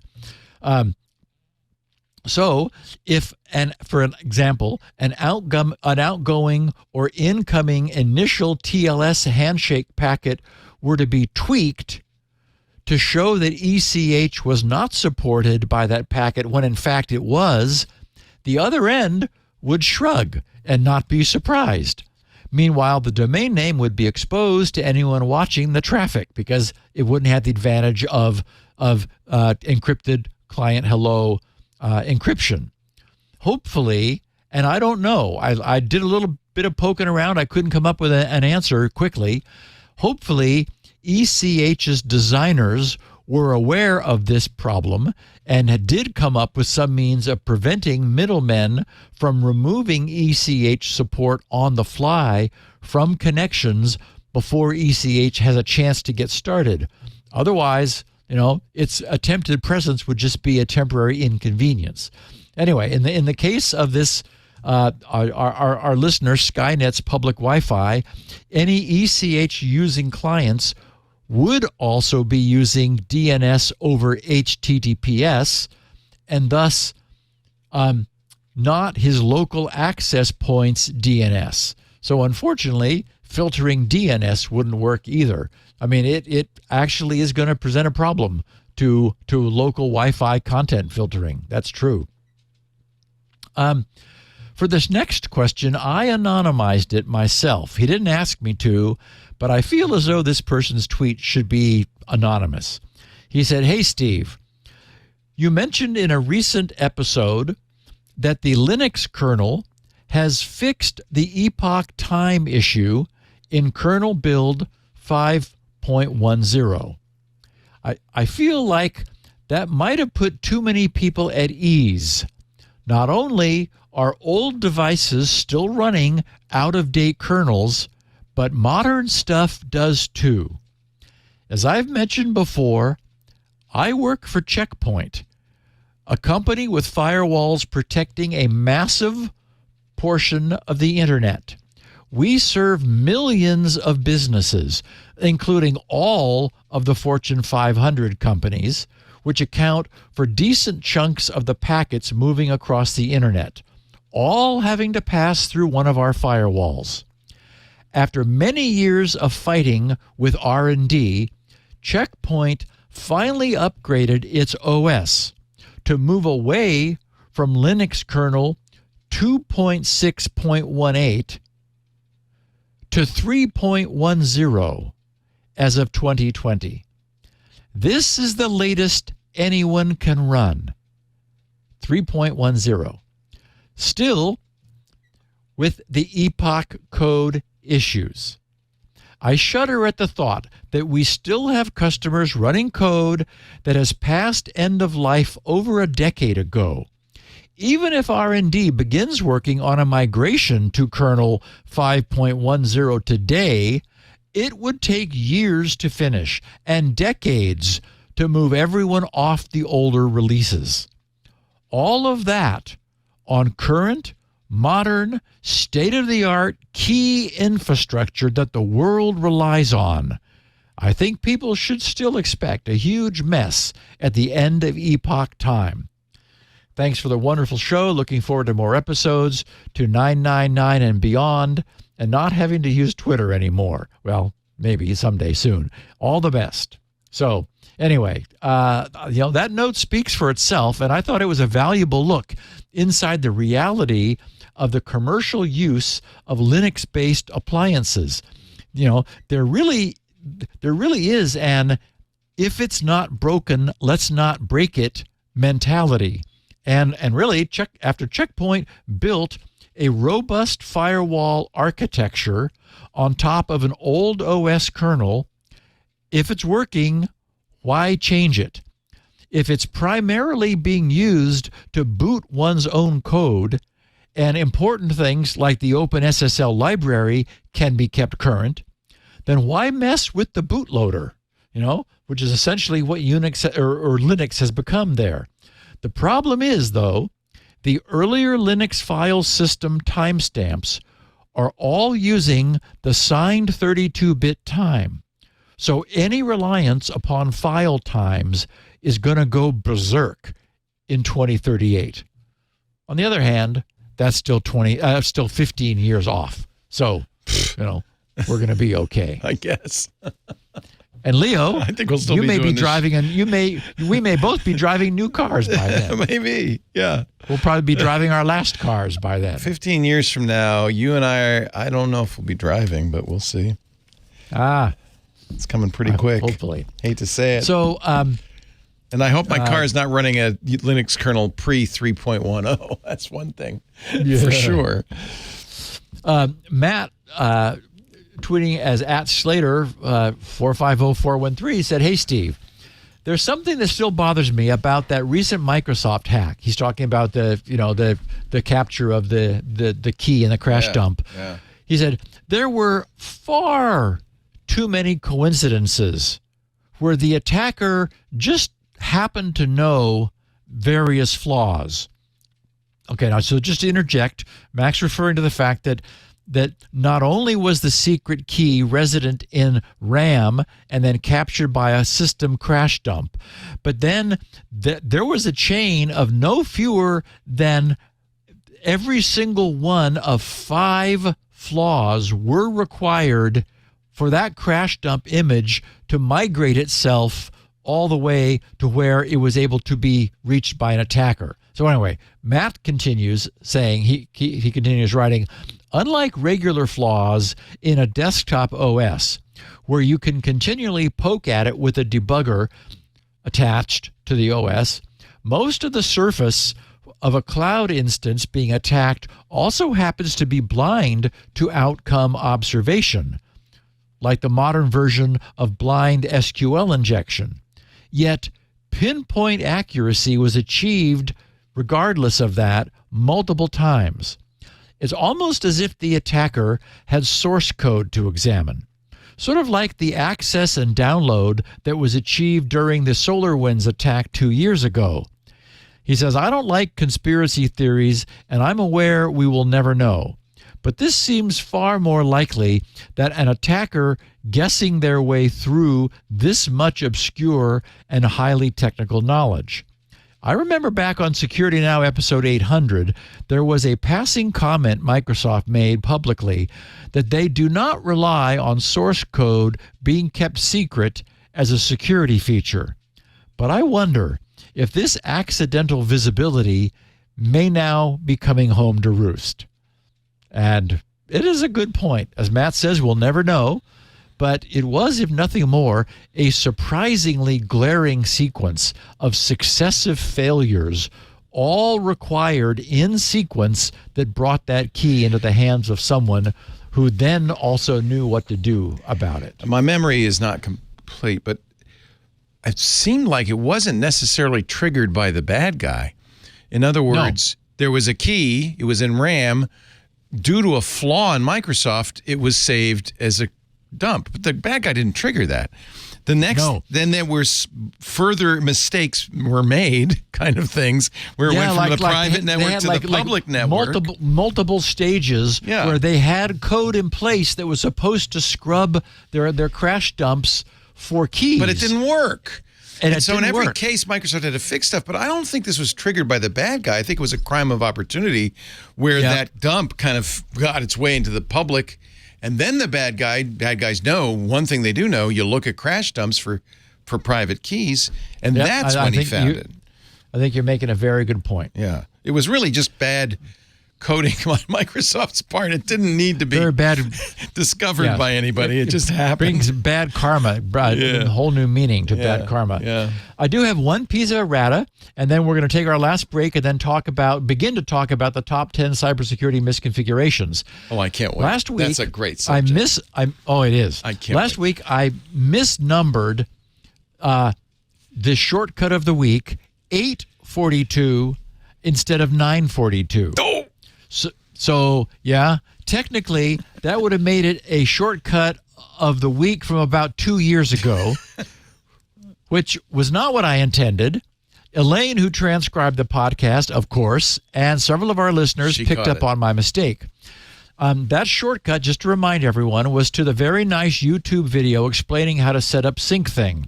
So for anyone who may have thought, hey, that's great, Steve created a shortcut for this week's podcast, 942, and then found that it didn't work, okay, the link I created was grc.sc/842. Sorry for the confusion. Can you make one at 942 now? No. I figured I'd just tell everybody where it went. You could probably Google it too. SyncThing tutorial and something like that. Well, when I was setting up this week's properly numbered shortcut of the week, I noted that 555 of our listeners took me literally and followed the 842 link to learn more about SyncThing. They're smart. So I'm glad for that. Well, or they're used to me. Like, it's what did he really mean? Oh, let's guess. Let's roll the dice. Take a chance. All right, Steve, let's take a break, and then I am fascinated to learn. This is very meaty, very good piece. The top 10. We should do it like a Letterman. Countdown from 10 to 1. Cybersecurity misconfigurations. Maybe we can get Tom Selleck or somebody in to read those. But first, a word from our sponsor. This episode of Security Now is brought to you by Lookout. Boy, you know this. Business. Go downtown and see how many people are wandering around. The geeks are all gone because business has changed forever. And we thought maybe it would come back to normal after COVID, but no. And I think it's a good thing. People can work where they want, when they want, and how they want. But That also means your data, your company data, is always on the move, whether on a device, in the cloud, across networks, at the local coffee shop, in Bora Bora. Now, that's great for your workforce, but a little bit of a challenge for IT security. That's why you need Lookout. Lookout helps you control your data and free your workforce. With Lookout, you'll gain complete visibility into all your data so you can minimize risk from external and internal threats, plus ensure compliance. By seamlessly securing hybrid work, your organization does not have to sacrifice productivity for security. And Lookout makes IT security a lot simpler. Working with multiple point solutions and legacy tools in today's environment, that's too much to ask. But that's probably what your IT department's doing. That's why they need Lookout. With a single unified platform, Lookout reduces IT complexity, which means your team has more time to focus on what's going on out there or whatever else comes your way. Look, good data protection it shouldn't be a cage. It should be a springboard, letting you and your organization bound toward a future of your making. So why don't you go visit lookout.com right now? Learn how to safeguard data, secure hybrid work, and reduce IT complexity. Now, that's a nice bundle, isn't it? Lookout.com. We thank him so much for making this possible. Without Lookout, I don't know what we'd be doing. We wouldn't have Steve in security now, that's all. Without our fine sponsors. You were talking about Letterman and the top 10 demo. lists. And, of course, you'll remember the Johnny Carson. Yep. The great Carmack. Sis-boom-ba. Yes. That's right. Yes. Great Carmack. All right. Last Thursday, the U.S. National Security Agency, our NSA, and the awkwardly named Cybersecurity and Infrastructure Security Agency, our CISA, jointly published a cybersecurity advisory. Of course, everything has initials, so it's the CSA, right? The Cybersecurity Advisory, the CSA. This advisory was a result of NSA and CISA, red team and blue team activities, as well as the activities of both agencies' hunt and incident response. That's, of course, HIR teams. The advisory identifies and highlights the most common cybersecurity misconfigurations which they continually uncover within organizations, and the report details the tactics, techniques, and procedures, which of course is TTPs, which the bad guys use to exploit these misconfigurations. Checklists, I think, such as these, and obviously you agree, Leo, can be very useful because over and over and over in this podcast, we encounter the many consequences of the tyranny of the default. You know, you add multi-factor to your authentication. Great, good move. But, you know, did you carefully read through all of the cautions that its publisher included? Has this new facility been fully configured correctly? Or did it take longer than you expected to get it going? And so now you're late for a meeting and had to run off, leaving it probably forever the way it came out of the box. Reading through this advisory, I feel as though this podcast has been serving its listeners well, since nothing here will actually surprise anyone who's been listening for long. These are the topics that we often focus on. In fact, number one on the list is default configurations of software and applications. Okay, so today we're going to hit the high points on this advisory, but this work really drills down into very useful and actionable specifics. In fact, there's so much here, this is really only going to be part one of talking about this because there's so much. And their intention really was to get specific, not just to kind of produce a top 10 list of, and you got to figure out what that means, but they dig in. So that makes this thing too long, even for us to cover in two parts at the level of detail that it offers. But every listener who's responsible for their enterprise's network security really would do well to spend some time with it on their own. So it's available as both a web page and as a very nicely formatted 44-page, like I said, it goes into depth, 44-page PDF. I've made the PDF edition this week's carefully numbered GRC shortcut of the week. So grc.sc/943 will redirect you to the PDF, which resides at defense.gov. And I also have the link to the original webpage up at the top of the topic of the show. Okay, so without further ado, I'm going to quickly enumerate these top 10 most common and most troublesome cybersecurity network-related misconfiguration issues. Then we'll begin digging into each one a bit deeper. So, top 10 are default configurations of software and applications. No surprise there. Improper separation of user/admin privileges. Yep. And one of our sponsors of Twit will love this one. Insufficient internal network monitoring. That's clearly a biggie. Number 4, lack of network segmentation. How many times have we talked about that? Especially in a residential setting with untrustworthy IoT things. Number 5, poor patch management. In other words, not keeping up with updates or not prioritizing updates. Number 6, bypass of system access controls. That'll be interesting to see what they have to say about that one. Weak or misconfigured multi-factor authentication methods. Again, okay, not quite clear what they mean there.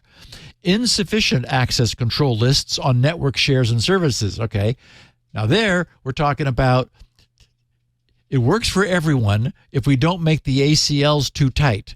So let's just leave them the way they are. Bad idea. Number 9, poor credential hygiene. And number 10, unrestricted code execution. Again, that's one of those, well, if we start restricting things, things are going to break. So that's not good. Unfortunately, it can be very useful for the bad guys. So the NSA and the CISA, elaborate just before they get into the details on those top 10. They explain these misconfigurations illustrate, first, a trend of systemic weaknesses in many large organizations, including those with otherwise mature cyber postures. And 2, the importance of software manufacturers embracing secure by design principles to reduce the burden on network defenders. In other words, they're saying both ends of this are at fault. And I think that's exactly right. They said properly trained, staffed, and funded network security teams can implement the known mitigations for these weaknesses, meaning it is possible to secure things.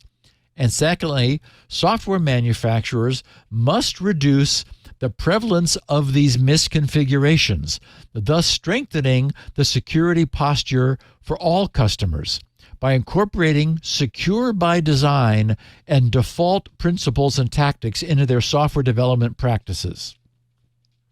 They wrote, NSA and CISA encourage network defenders to implement the recommendations found within the mitigation section of this advisory, including the following: to reduce the risk of malicious actors exploiting the identified misconfigurations. So, remove default credentials and harden configurations. Disable unused services and implement access controls. Update regularly and automate patching, prioritizing patching of known exploited vulnerabilities. Of course, that's a big CISA issue. Reduce, restrict, audit, and monitor administrative accounts and privileges. They said NSA and CISA urge software manufacturers to take ownership of improving security outcomes of their customers by embracing secure by design and default tactics, including embedding security controls into product architecture from the start of development and throughout the entire software development lifecycle, eliminating default passwords, providing high-quality audit logs to customers at no extra charge. We have seen a case where you had to pay more for the logs, and that didn't work very well.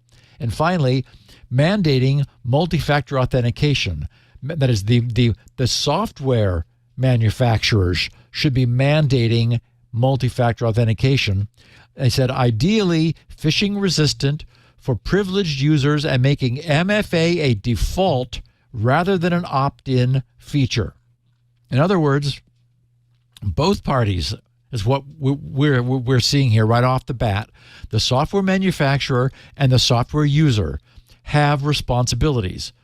A perfect example that they mention is default passwords. The users of any system must change the default passwords when they're first setting up their software.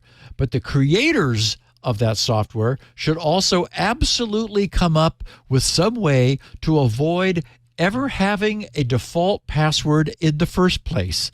In other words, yes, the people using it should know to change the default, but there shouldn't be a default for them to have to know to change. So just how serious is this simple seeming problem of default credentials? Actually, it's a bit shocking when you look at how many different ways these defaults can be abused. The document explains a few. They wrote, many software manufacturers release commercial off-the-shelf network devices which provide user access via applications or web portals containing predefined default credentials for, of course, the built-in administrative accounts. Malicious actors and assessment teams regularly abuse default credentials. So again, this is coming from real-life experience with red team and blue team work and post-incident response. They're finding malicious actors and assessment teams regularly abuse default credentials by finding credentials with a simple web search and using them to gain authenticated access to a device, resetting built-in administrative accounts via predictable forgotten password questions, leveraging default virtual private network credentials for internal network access, leveraging publicly available setup information to identify built-in administrative credentials for web applications and gaining access to the application and its underlying database, and leveraging default credentials on software deployment tools for code execution and lateral movement. They said in addition to devices that provide network access, printers, scanners, security cameras, conference room AV equipment, voice over Internet Protocol phones, and Internet of Things devices commonly contain default credentials that can be used for easy unauthorized access to these devices as well. Further compounding this problem, printers and scanners may contain privileged domain accounts loaded so that users can easily scan documents and upload them to a shared drive or email them. Malicious actors who gain access to a printer or scanner using default credentials can use the loaded privileged domain accounts to move laterally from the device to compromise the entire domain. So, okay, my feeling is that the awareness of the danger posed by dangerous defaults of any kind has been very well known for decades. So, at this point, any manufacturer who's still shipping products with dangerous default settings, which they expect their customers to know to change, and frankly, which must be changed in order to have any security, such a manufacturer at this point is beyond lazy. Many, if not most users, even obviously at the enterprise level, presume that the way things come from the factory are intended to be the way they should be. Thus, the tyranny of the default takes hold. But in this, if this was not the case, if it was the case that defaults were secure, we wouldn't have the tyranny of the default. It would be the blessing of the default, because these things would be ready to go, secure out of the box. There is I think we know, the occasional sighting of a manufacturer who gets it, who requires their user to invent their own admin password right off the bat. You can't go any further until you do that during the initial setup and configuration of the device. Then it'll make you log off and log back on using it to prove that you're able to, and then you'll be able to move forward, but not until then. And, even sometimes that's annoying when you're in a hurry and just want to get something, a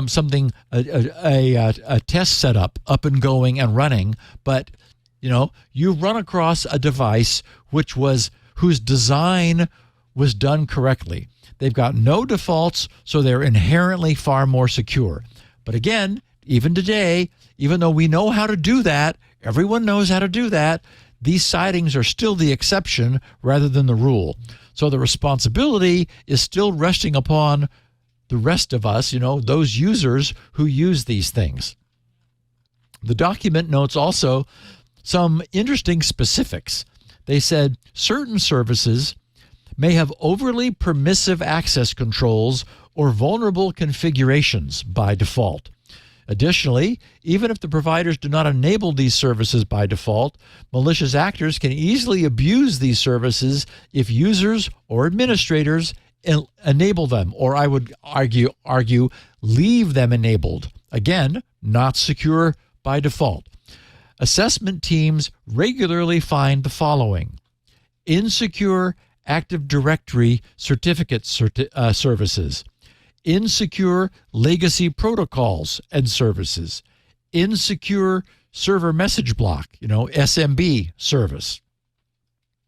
Looking more closely at legacy protocol and services and insecure server message block services, they note many vulnerable network services are enabled by default, and assessment teams have observed them enabled in production environments. Specifically, assessment teams have observed link local multicast name resolution, LLMNR, and NetBIOS name service, NBT-NS, which are Microsoft Windows components that serve as alternate methods of host identification.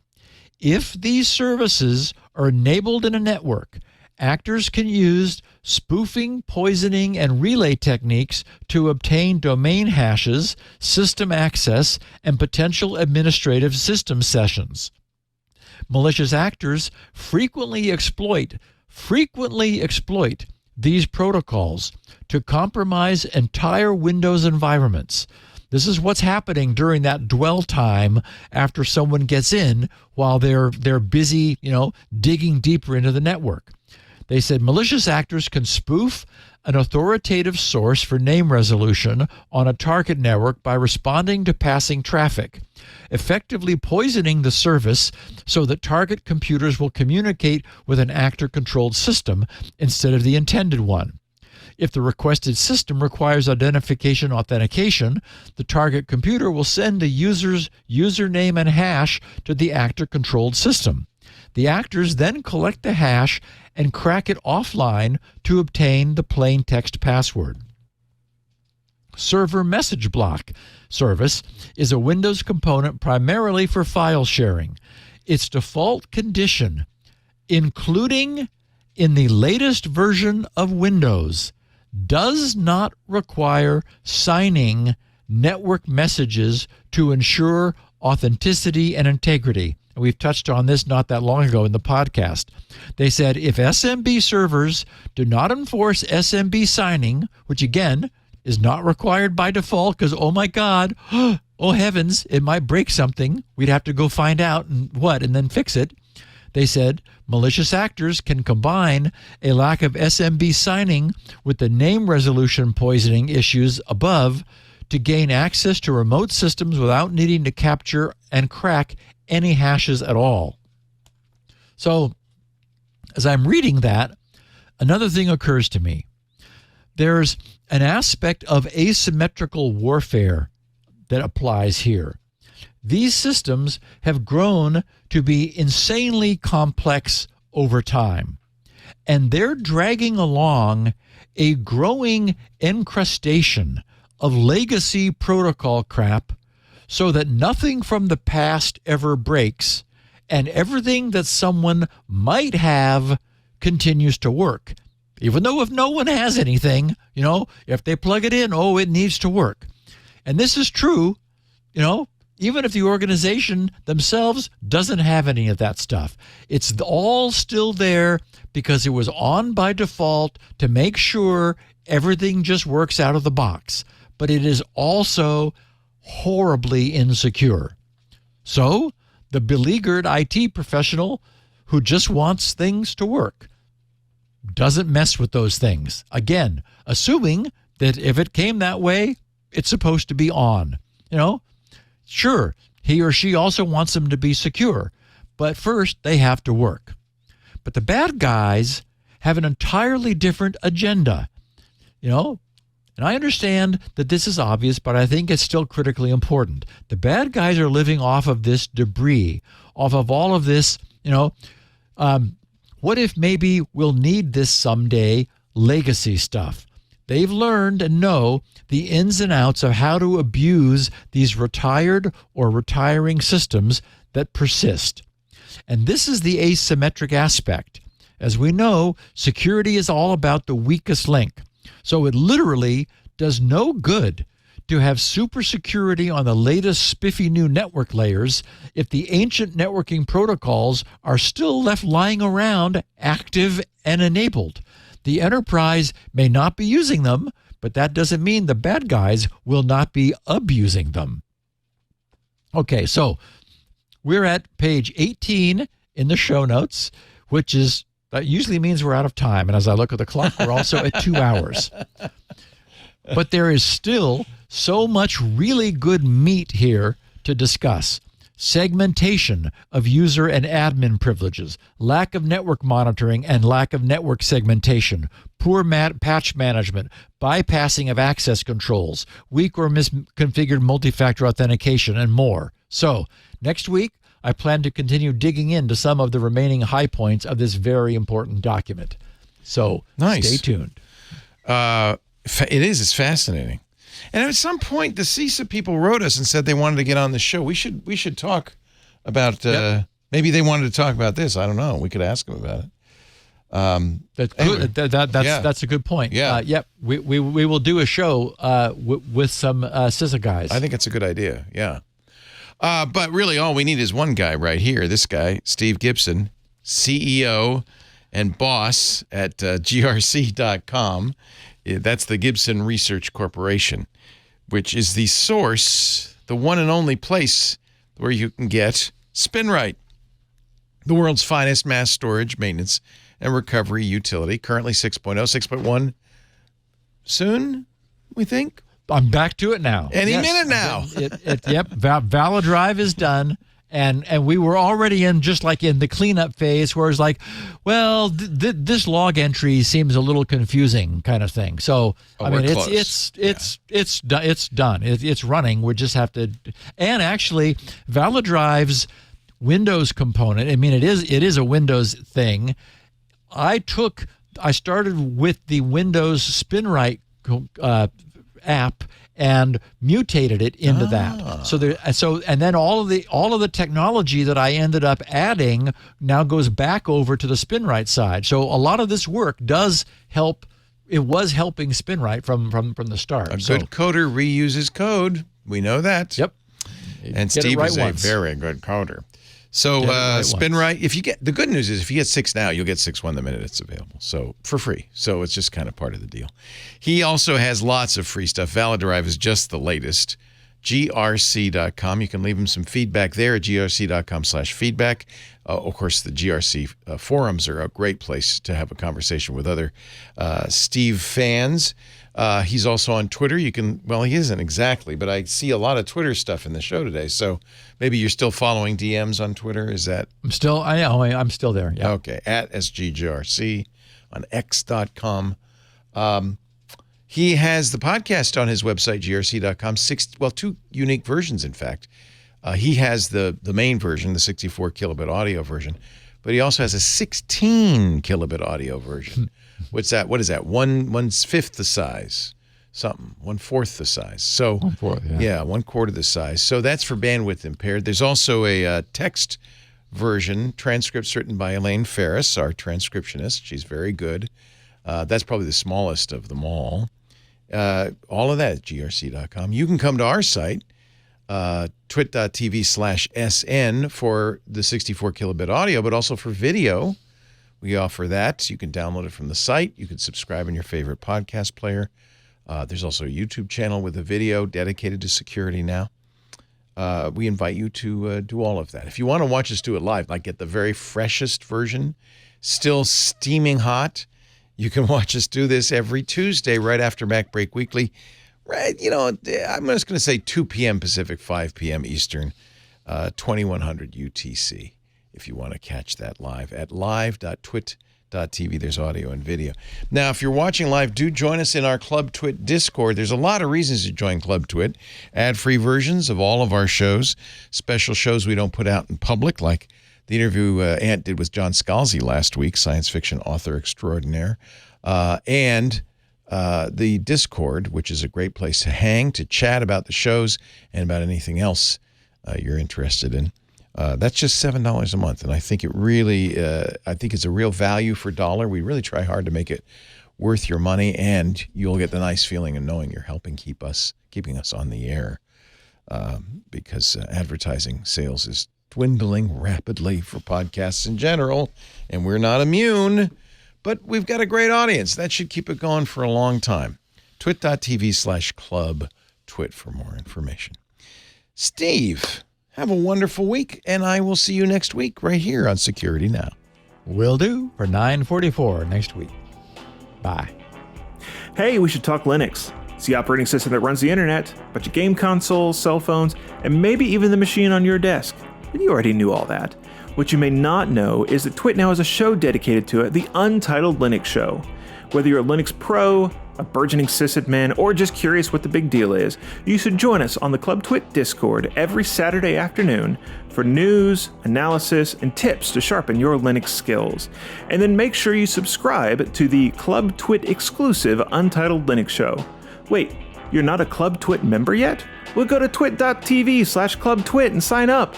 Hope to see you there. Security Now.